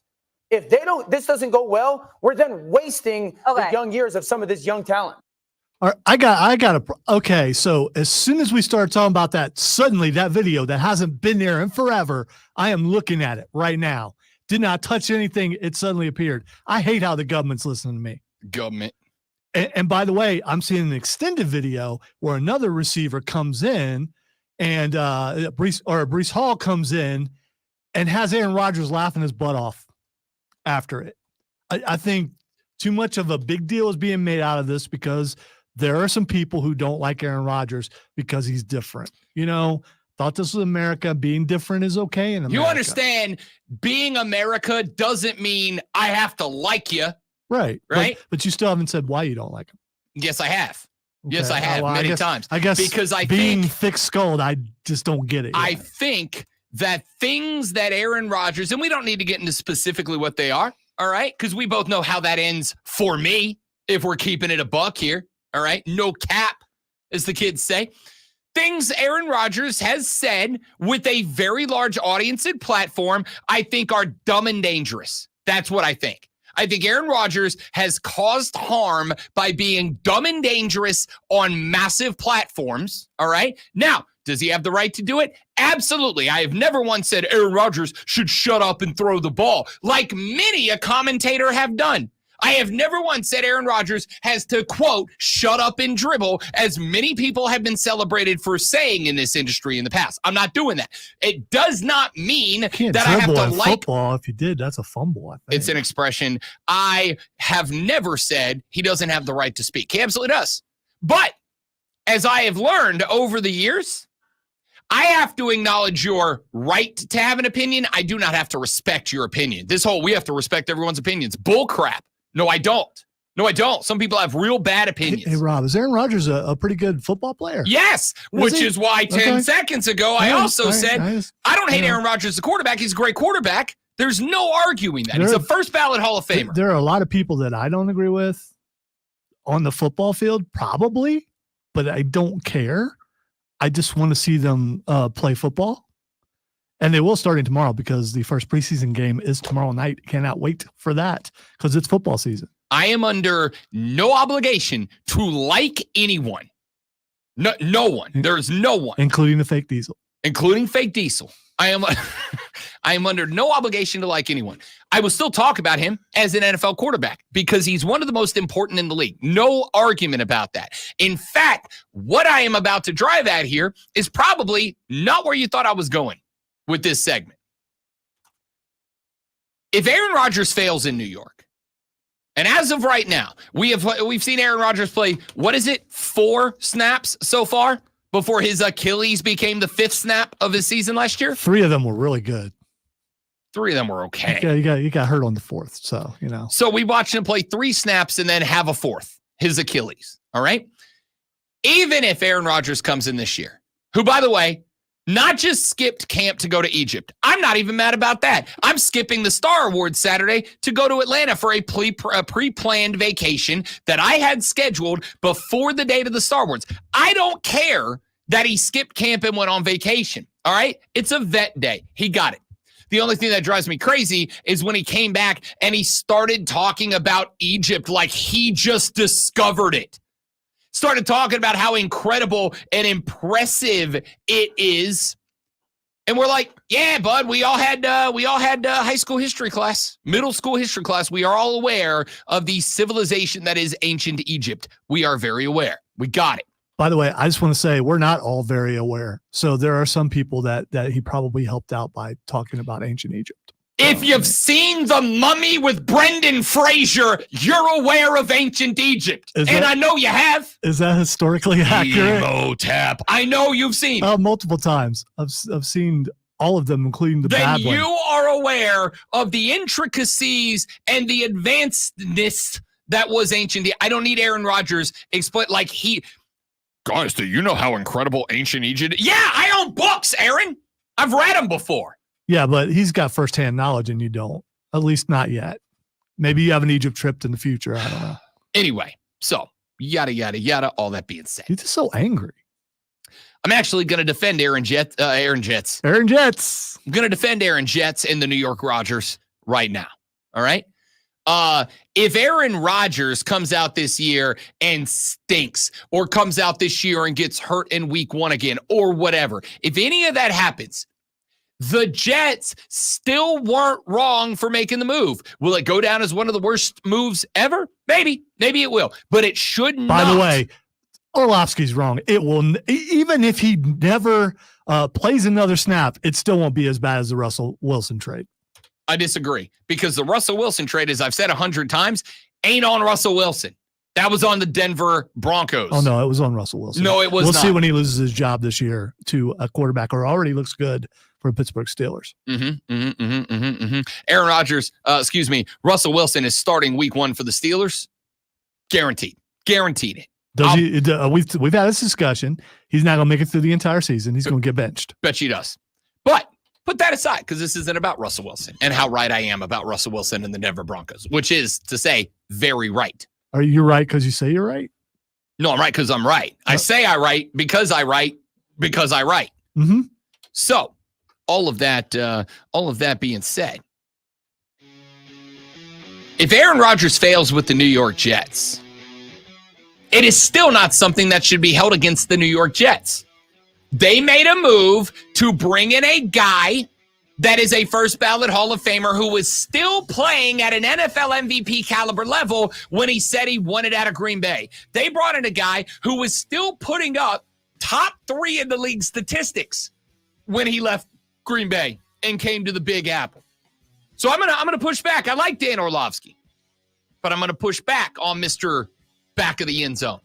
What I'm gonna say is, even if Aaron Rodgers plays 2 snaps and not another one this year for the Jets, maybe never again, the move was still the right move to make. And the Jets should not be called having made one of the worst moves ever if Rodgers doesn't work out, because that's not true. Guy was an MVP candidate when he got to the New York Jets. This is not hung on the Jets, and it's not hung on Aaron Rodgers. All right? Get off him. It's not on the Jets for making a bad call. They made a great call that just didn't work out. It happens. And also, there's like 1 billion books at your local library about ancient Egypt. Go read them. It's wildly fascinating. Dr. Alonzo Yankum DDS has to pee. Can we finish it up? I just sprinted to the bathroom. I'm sweating. Back after this on the Rob Brown Show in the Fan Upstate.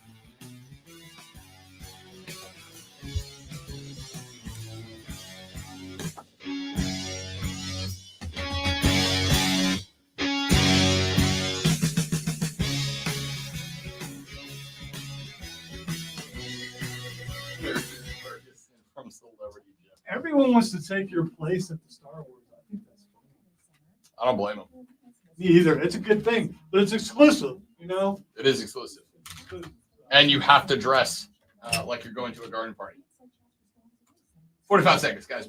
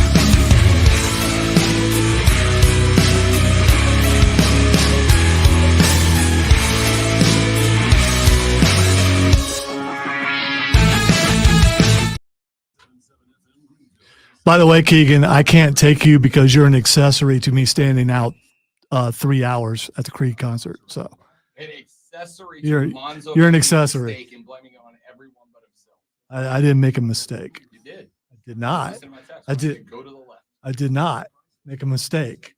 You told me to go to the left when I was already 3 hours back at the. Yeah, I just.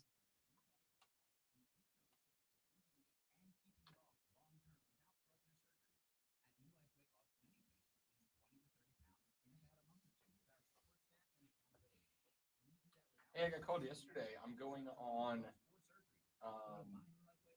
Sirius XM tomorrow on their SEC channel to be their South Carolina insider this year. Oh no, I don't know if I'd have said that where people could hear that. Oh, the Clemson people are gonna freak out. Well, tell the Clemson I knew it. I I'll knew go it. on- I'll See, go on Sirius's ACC channel and do the same thing. like when Mark Ryan said he wasn't a Clemson guy. Quit making it look like I'm a Clemson guy. And he told on me. It's like, no, I'm not going to stop. He's doing it himself. So you are now a Gamecock. Awesome. Perception, man. I mean, I know the school you pull for, but still perception. That's cool though. I was this BetQL help you get that, or so they knew you were a Gamecock and they come looking for you. No, the producer of the show said that he was following around on Twitter people, and I said something a couple of days ago about South Carolina, and it came into his feed, and then he looked me up and saw that I was here and we cover them. And said, we've been looking for a Carolina insider. Do you mind coming on weekly during the season? And Awesome. about them. That's all you needed was another job. But it's another national job. So, I mean, you know.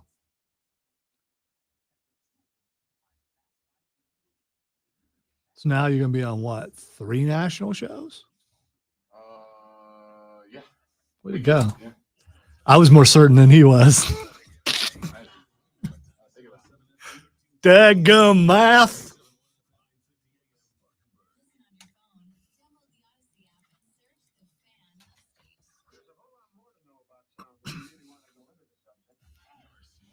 Yes, I know I'm extremely mean, but it will make me more memorable. You don't remember nice people in your life. You only remember mean people. That's it.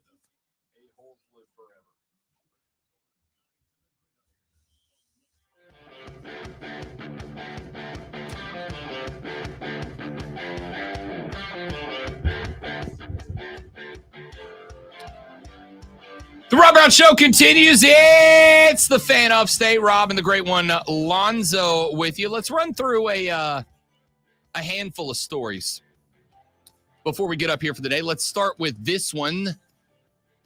There's a new sheriff in town. Well, sheriff in waiting in town.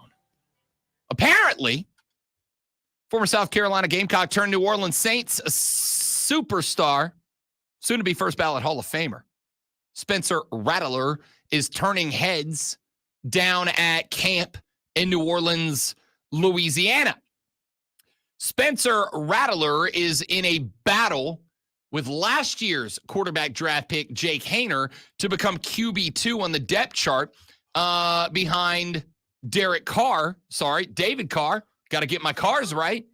Behind first ballot Hall of Famer David Carr down in New Orleans, Louisiana, the 150th overall draft pick by the Saints, was believed to have had early day 2 potential in the draft, fell to the Saints in the later rounds. I said going into that draft, I think this cat is going to be a steal, a long-term steal. I believe Spencer Rattler has the tool set and the mentality to be a guy. And I said why. The reason I thought why was I don't think people understand the scenario that Spence found himself in last year in South Carolina. That was a bad offensive line he played behind last year. He had one primary receiver working for him last year. The running back room was depleted coming into the year.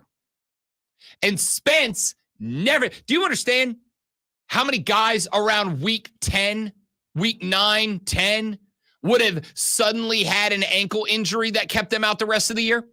Because they didn't want to risk their NFL prospects by going out there and playing behind that team. Like a lot of them would have bailed. Spence didn't. Not only did he keep going out there, but he kept balling out with one receiver. That'll be great, man. To play behind out there last year. With the depleted running back room and with a bad offensive line, Spence competed all year. And I love that. Not just competed, did good numbers, did solid numbers last year for South Carolina. And so I said going into the draft, I think this cat's a steal. I think this guy's going to be a dude at the next level. Does that mean going to be a long-time guaranteed Pro Bowler? Nah, I'm not there yet. But I think he's got the potential to be more than a journeyman backup quarterback in the league. And I got beat up for it a little bit. Oh, Rob, you're just a Gamecock homer. Oh, Rob, you end up getting into a relationship with a Gamecock, and now it's got nothing to do with that. All right? I have ticked off my fiance plenty of times over the years by saying mean things about South Carolina. I am critical of whom I need to be critical about and when I need to be critical about him.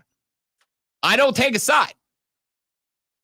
But I'm telling you, I saw what I saw out of Spence last year, and I liked what I saw out of Spence last year, which is why I said steal of the draft. And I got beat up on, and I got told I'm biased, that I'm a homer, and then what happened? About a week after that, RG3 came out, said Spencer Rattler, steal of the draft. About 2 days after that, Dan Orlovsky came out, said Spencer Rattler, steal of the draft. All of a sudden, it was a bunch of non-Gamecock lines that started to form in the Spencer Rattler might be the steal of the draft department. I just happen to be, I am going to go Aaron Rodgers and pump myself up here, the first person who jumped in that line and said it. And then a bunch of people lined up after me. Now, we may not be right. I may be the first in a line of people who are wrong down the line. We'll find out. What I will tell you is this, as somebody who's following not just Panther Camp, but obviously my own, Spencer Rattler has been a dude down there so far. Like right now, is in line to be QB2 when the season starts up. Now, Spencer Rattler hasn't put on pads yet. I think the Saints start their padded practices either today or tomorrow. They haven't put on pads yet. As I said earlier in the show, there is no drug that'll get you higher than training camp workout warrior film. Quarterback controversy? For QB2, there is definitely right now. Okay, so not for one. Not for one yet. Not for one yet. You did say yet. You did say yet. Here's the thing. Can we talk about what happened for I went to type in David Carr, and David Carradine was the first guy that came up. Ooh, Kung Fu. And other things. You probably thought Kill Bill, but I think Kung Fu. I did think Kill Bill. Because I'm older. That is exactly correct. You can snatch correct. the pebble from my...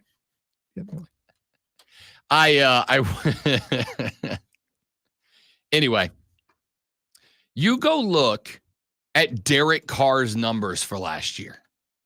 Derek Carr's numbers last year, 68.4% completion percentage, 3,878 yards, 25 tutties, 8 interceptions for a QBR of 97.7. Now, I would keep in mind that he was banged up last year. Remember, he had the shoulder injury. He also got his bell rung at one point. But with all of that being said, Derek Carr had a career year last year. Well, now wasn't it? In terms of passing percentage, it was the second highest career passing percentage he had at nearly 69 percent. 38 plus 100 yards. He had a string of 4 seasons in Oakland where he threw for over 4,000 yards, but only one of those did he go over 4,100 yards. So he was within 3 to 4 game striking distance of having his second best year in terms of passing yards. He had 25 touchdowns. He's only had more 3 seasons in his career so far. Again, probably 3 to 4 games within striking distance of having that career year. Everybody's busting up on Derek Carr. Derek Carr statistically, in terms of production per game, Derek Carr was a top 10 quarterback last year in the NFL. Genuinely, sincerely, statistically, top 10 quarterback in the NFL last year. Mm-hmm. What statistic am I wrong about? Missing games last year, Derek Carr threw for nearly 4,000 yards. Missing games, 25 to 8 TD to interception ratio. Missing games, a 68.4% completion percentage and a QBR of 97.7. What statistic was Derek Carr lacking in last year? Win-loss. Yes, because we all know only the quarterback's responsible for that. Especially in New Orleans. Yeah, only the quarterback.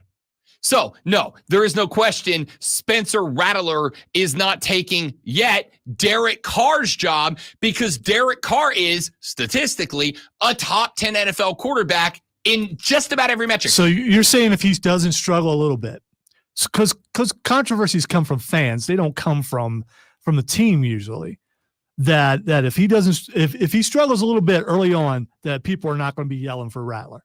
No, I don't think they will.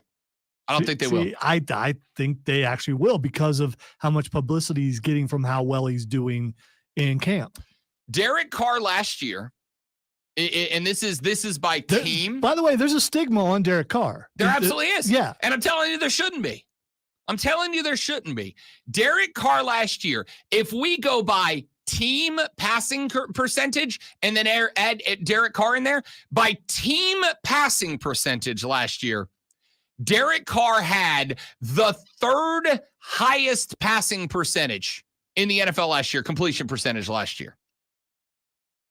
I mean, I don't know about you. I think that's pretty good overall. In terms of passing yardage last year, Derek Carr by himself,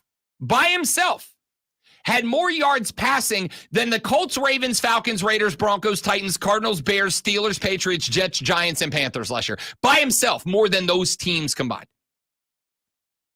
Last year, in terms of passing touchdowns, Derek Carr by himself had more passing touchdowns than the Commanders, Chargers, Browns, Eagles, Seahawks, Jags, Raiders, Bears, Colts, Cardinals, Falcons, Patriots, Giants, Titans, Panthers, Steelers, and Jets. More passing touchdowns than those teams by himself last year for Derek Carr. In terms of interceptions, Derek Carr had fewer touchdowns than all but about 10 teams in the league. Statistically speaking, Derek Carr is, statistically speaking, a top 10 NFL quarterback right now. Genuinely. All right. So if we were to poll our audience, Spencer Rattler or Derek Carr, who do you think they would? As how many times do you say every time I ask a question, you're rigged, it's biased, it's rigged? Yeah, I don't think I sound like that. It's rigged. Again, you know what? I think I'm going to start sounding like that to see if you change how you say I sound. QBR on the season. Derek Carr had a higher QBR than every team last year, with the exception of the Lions, Dolphins, Ravens, Cowboys, and 49ers. He had a higher QBR in the regular season than Brock Purdy, Dak Prescott, Lamar Jackson, Tua Tagovailoa, and Matt Stafford. The only guys in the league with a higher QBR. All right. So how they do in the playoffs? Again, when I'm talking about controversy, again, it comes from fans. And you are one, and I'm surprised that you're defending the guy who can't win a game for you or not enough games. Don't you want the fresh guy? Don't you want the guy who you think? You know what I want? You know what I want? You know what I want more than anything else on the face of the freaking planet is for people to realize that win-loss is not a quarterback stat. It's not a quarterback stat. I thought you were going to say what you want is for Fake Diesel to shut up. No, I would never. I would never. He's a big-ass boy is what he is. God dang. What I want is people to recognize that win-loss is not a quarterback stat. Is it a quarterback influence stat? You're damn right it is, but it's not a QB stat. So what I'm saying here is don't get jacked up about Spence taking Derek Carr's spot just yet. Do get jacked up about the fact that Spencer Rattler is going to be QB2 on the rotation next year. Rattler. Sorry, Shane. Sorry, friend of the show, Shane Beamer. That's our bad. That's on us. Brandon says throwing more tutties than the Falcons last year. Not a compliment. Kirko going to change those numbers. Sorry, Brandon. It's Kirky. That's what we decided on the show. Kirky Cousins going to change the game. Back after this on the Rob Brown Show in the Fan Upstate. All right, guys. Got to ask Lonzo a question. Be right back. Don't go anywhere.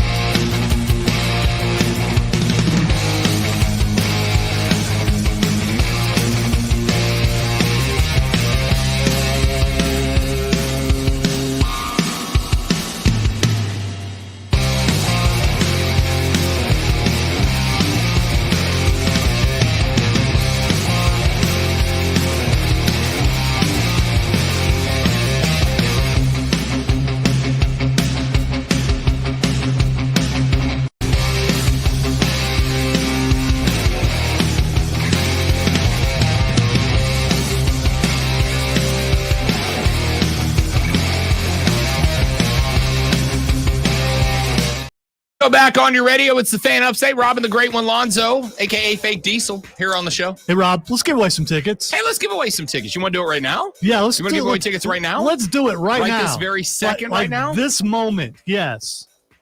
Let's give away tickets right now. Let's give away, I don't know, what do you say, 4 tickets to go down to Carolina Panther Fan Fest tomorrow night at Sounds like Clemson? a good number, yes. I think 4 is good. Go down and watch the Panthers practice. Always a good time to see what the product's going to look like when it gets on the field. 4 tickets to go down to Clemson tomorrow night.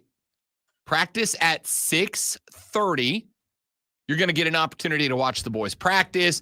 After the practice is over, they'll do some autographs, and the whole thing wraps up with a fireworks celebration at night. It is a family-friendly event that you can bring your family to right now with 4 tickets to tomorrow night's Carolina Panther Fan Fest. And by the way, if you're a Clemson fan, you just have to go into the stadium and, take the tour, walk around a little bit. It's not actually a tour. I'm saying you can go we walk don't around. know what kind of access you will have in the stadium. Yeah, so you'll be in the bowl for but sure. You're not going to be able to touch the rock or anything. Correct. So I don't think they I don't think they have it out during off season. I what- could be wrong. I don't know. Can they remove it? Yeah. Really? Yeah. I know people have vandalized it before, Yep. and they had to put in a lock and key. Somebody and, at one point break it and take a part of it, I yeah, think. he did. He was actually a Clemson fan. They tried to blame it on Gamecock fans, but he was actually a Clemson fan. Yeah. Either way. Because if you want a piece of the rock, Whoa,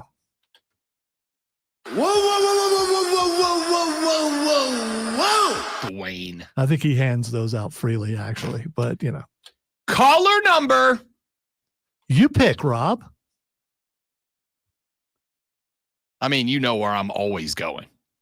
It's either 4 or 5. So, yeah, but we're going to go with 3 4. or 4. That's my jersey number 3. Oh, okay. I Or thought you were caller- going 4 as in the 4 horsemen, or Whoa! 5 as in the 5 time.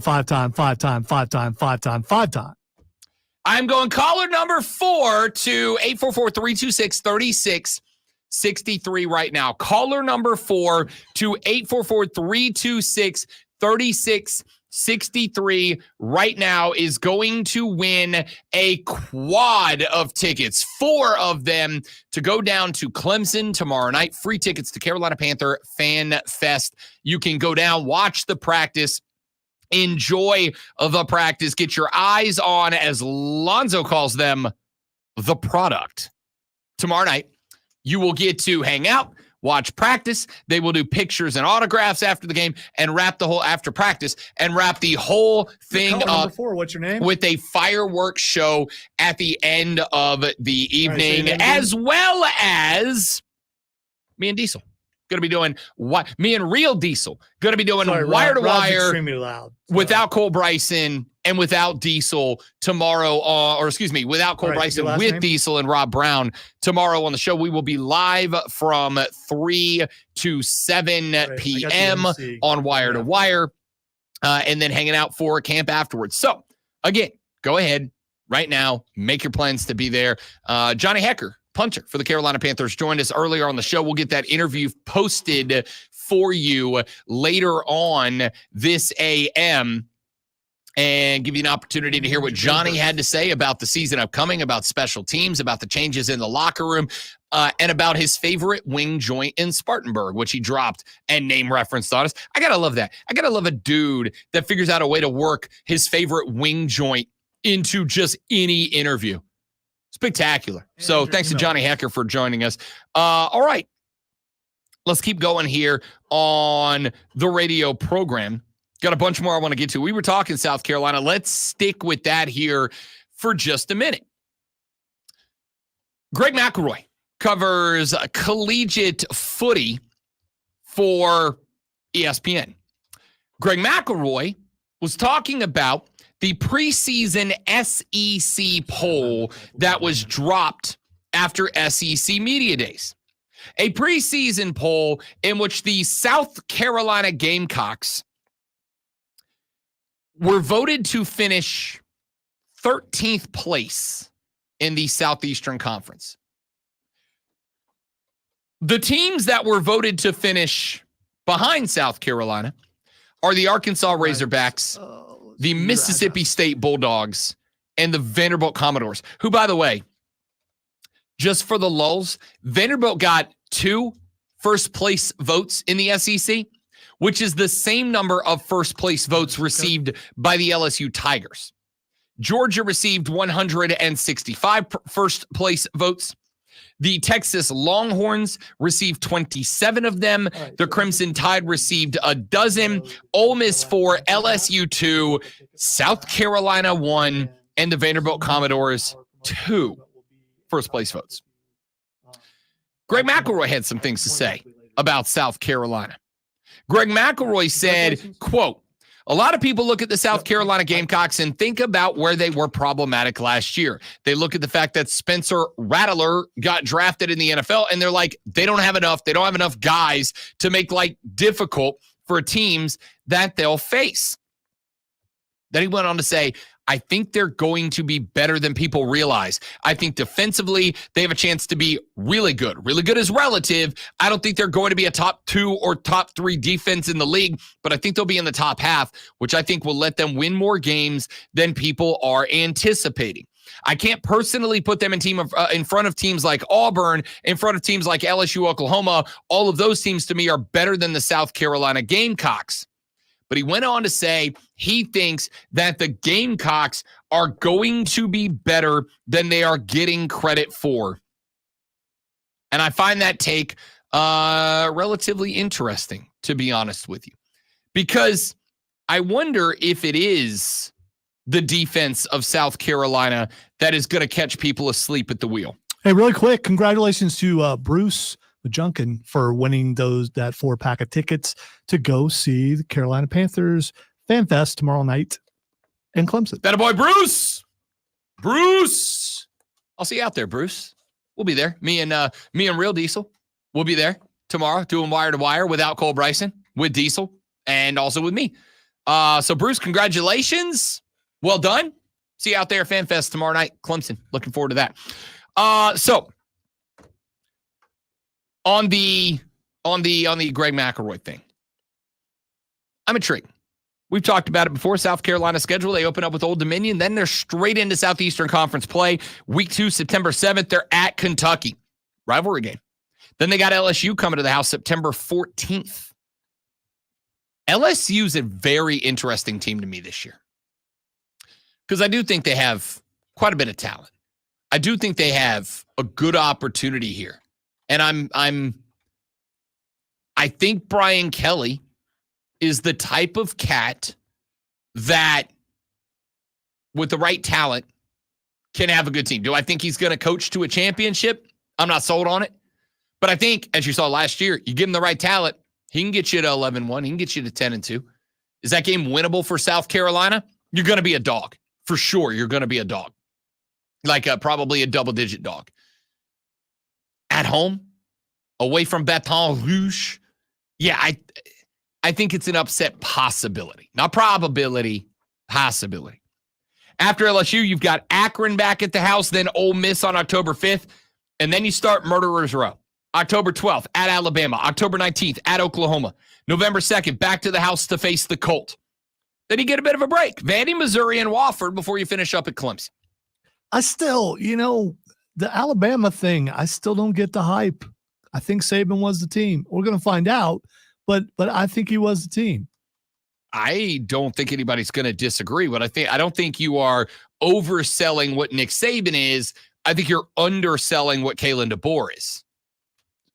What's the history of this coach? Kalen DeBoer is, I hate cliches. I avoid cliches like the plague. Kalen DeBoer is the definition of a guy who wins everywhere he goes. He is a head coaching record since he's become a head coach. He became a head coach in 2020 at Fresno State. He then went to Washington, now at Alabama. He's 104-12 in his career. That's all well and good. I'm just curious, and I know there's no way you'll know, how many guys do well everywhere else and then come to the SEC and fail? That's a good question. I'd have to probably go deep dive guys that would fit that qualification, because I don't know what it would be off the top of my head. I think the first person would be that guy that's in LSU. Brian Kelly. Yeah, I think that's the only in recent memory. I mean, but it wasn't like he was at a slouch of a team. He was at Notre Dame, who puts together a pretty solid schedule on the regular for sure. I would also point out that Brian Kelly at LSU, I don't know about you, I'm not calling him a failure, like by any stretch of the imagination. Has he been competitive for the SEC championship yet? I mean, that's what they brought him in for. So if that's your criteria, which it is for a lot of people, then so far he's a failure. I mean, he had a 10-win team last year. How many years has he been in the SEC? 2. Okay. 2. So this is his year. Do we expect it? This is his year. If he doesn't compete for the SEC championship this year, although making it into a playoff really helps a lot of guys. If you don't win a championship, but you make it into a playoff and have a good showing, I think that probably gets you another year if you were a coach on the bubble. Just guessing because this is our first year of it, so we don't know. But I would say, remember his first year. His first year was the year that he won one of the best football games I've ever watched, which was that overtime game against Alabama, which was incredible. And if I recall correctly, that was Saban's last at-home SEC loss, I think, was handed to him by Brian Kelly. I don't know. Here's what I'm going to say. I think Kalen DeBoer at Alabama, as replacements for Nick Saban go, I think Kalen DeBoer at Alabama is about as good as you could ask for. Scratch that. It is as good as you could ask for. Like there's not another guy that feels like he jumps into that spot. So that's a loss for South Carolina. All right. If nothing else, just on talent alone. As long as Kalen DeBoer doesn't suck, they're going to win that game. But I don't think 7 wins is out of the question for South Carolina. I don't think 7 wins is forget out of the question. I don't think 7 wins is unrealistic for South Carolina, to tell you the truth. We broke it down. We'd have to go over it at length again. But Old Dominion's a win. Kentucky could be a win. Akron's a win. Vanderbilt's a win. Missouri's a win. Wofford's a win. You give me there's your bowl eligibility right there. And now the Rob Brown Show presents Twitter. All right, I was really wanted to make sure we got to this. The first thing is Xing is Shane McMahon. So there is a rumor going on. Oh no, substantiated. By whomst? Pictures, according to Fightful and Wrestle Talk. Okay. Oh no, look it up. I'm going this just dropped like a few minutes ago.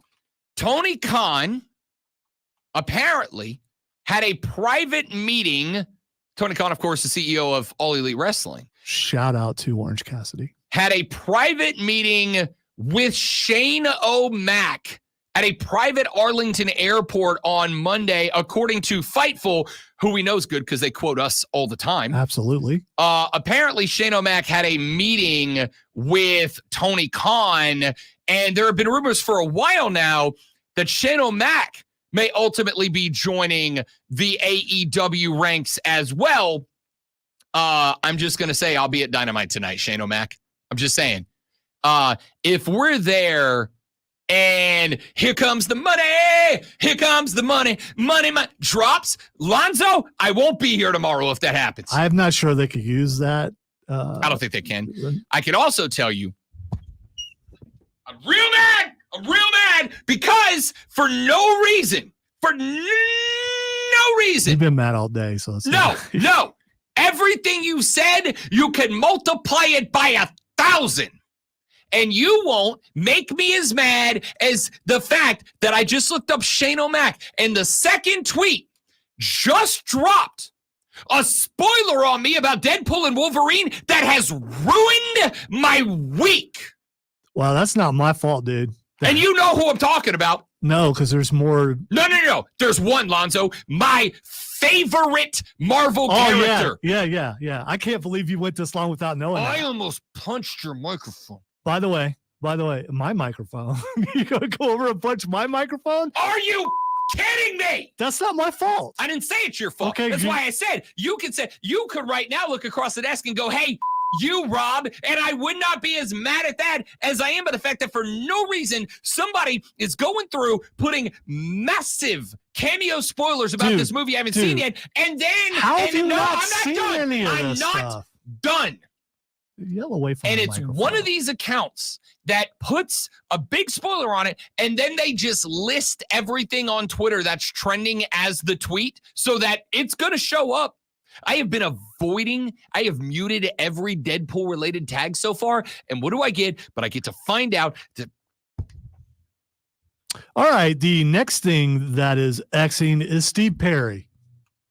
Who cares? Who cares? Who cares? Is Steve Perry in Deadpool and Wolverine? Is Steve Perry going to show up? I'm in a not cameo? going to tell you because that would be spoiling, and I wouldn't do that for you. Even though you're not going to see Deadpool and Wolverine for any time soon because you're just not. So I don't know why you're upset about being spoiled. When you going? Because you already said you were going. How many movies have you said you were going to go see and you haven't? It's your own fault for not seeing it yet. It's been out, dude. It's been out for when would I have seen it? Just when. There's plenty of time. Plenty of time for you to see it. Don't go see Blink 182 and go see Deadpool and Wolverine. You didn't have to go see that. You don't have to go to AEW tonight. You can go see Deadpool. It's too late. You've already been spoiled. Not entirely, but just a little bit because there are a lot more cameos than that. Oh, I'm sure there are. I will tell you. There's only one I care about. Rob, you need to go watch it just for that because I will tell you now that the cat's out of the bag and he gets his due.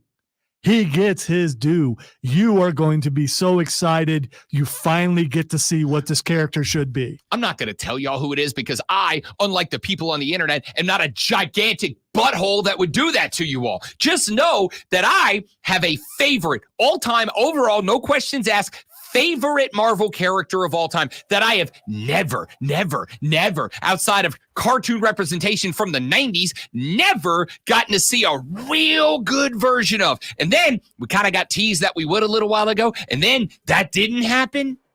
And now he's in this movie. And I didn't know that until right now. My day is ruined. I'm going home. I'm Rob. He's Lonzo. I really don't give a. See you tomorrow on the Rob Brown Show. Okay, so is that going to make you not go see the movie? No, I'm going to see the movie. That should make you want to. I'm not kidding. I might go see the movie right now. Dude, I may leave the studio and go see the movie today. You are going to be so happy. I've kept it this whole time. And as soon as I saw him on screen, I'm like, Rob, if he ever goes and sees this, is really going to love this. Unlike how you think of me, I think of you favorably. So while we were there, I was, I think Cameron and I even had a conversation about how much you're going to enjoy it when you finally see it. I might go see the movie right now. I'm not kidding. I may leave here and go see that movie You can go right down to Hollywood. I mean, I bet it's on right at 10 a.m.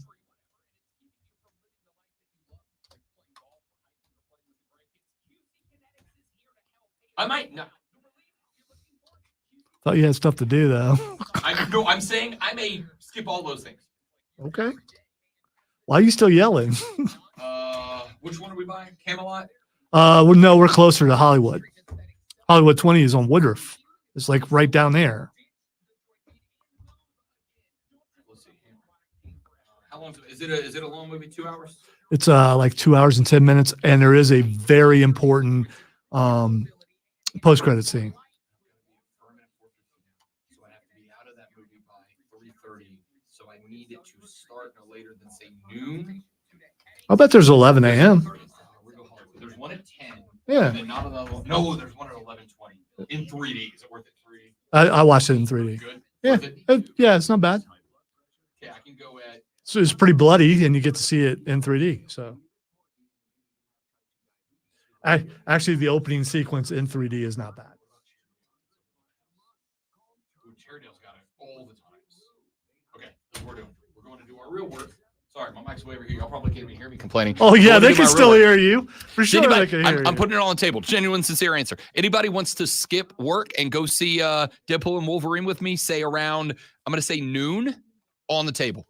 On the table. All right. Text me, DM me, however you think you can get in touch with me. Hit me up. I'm going to see.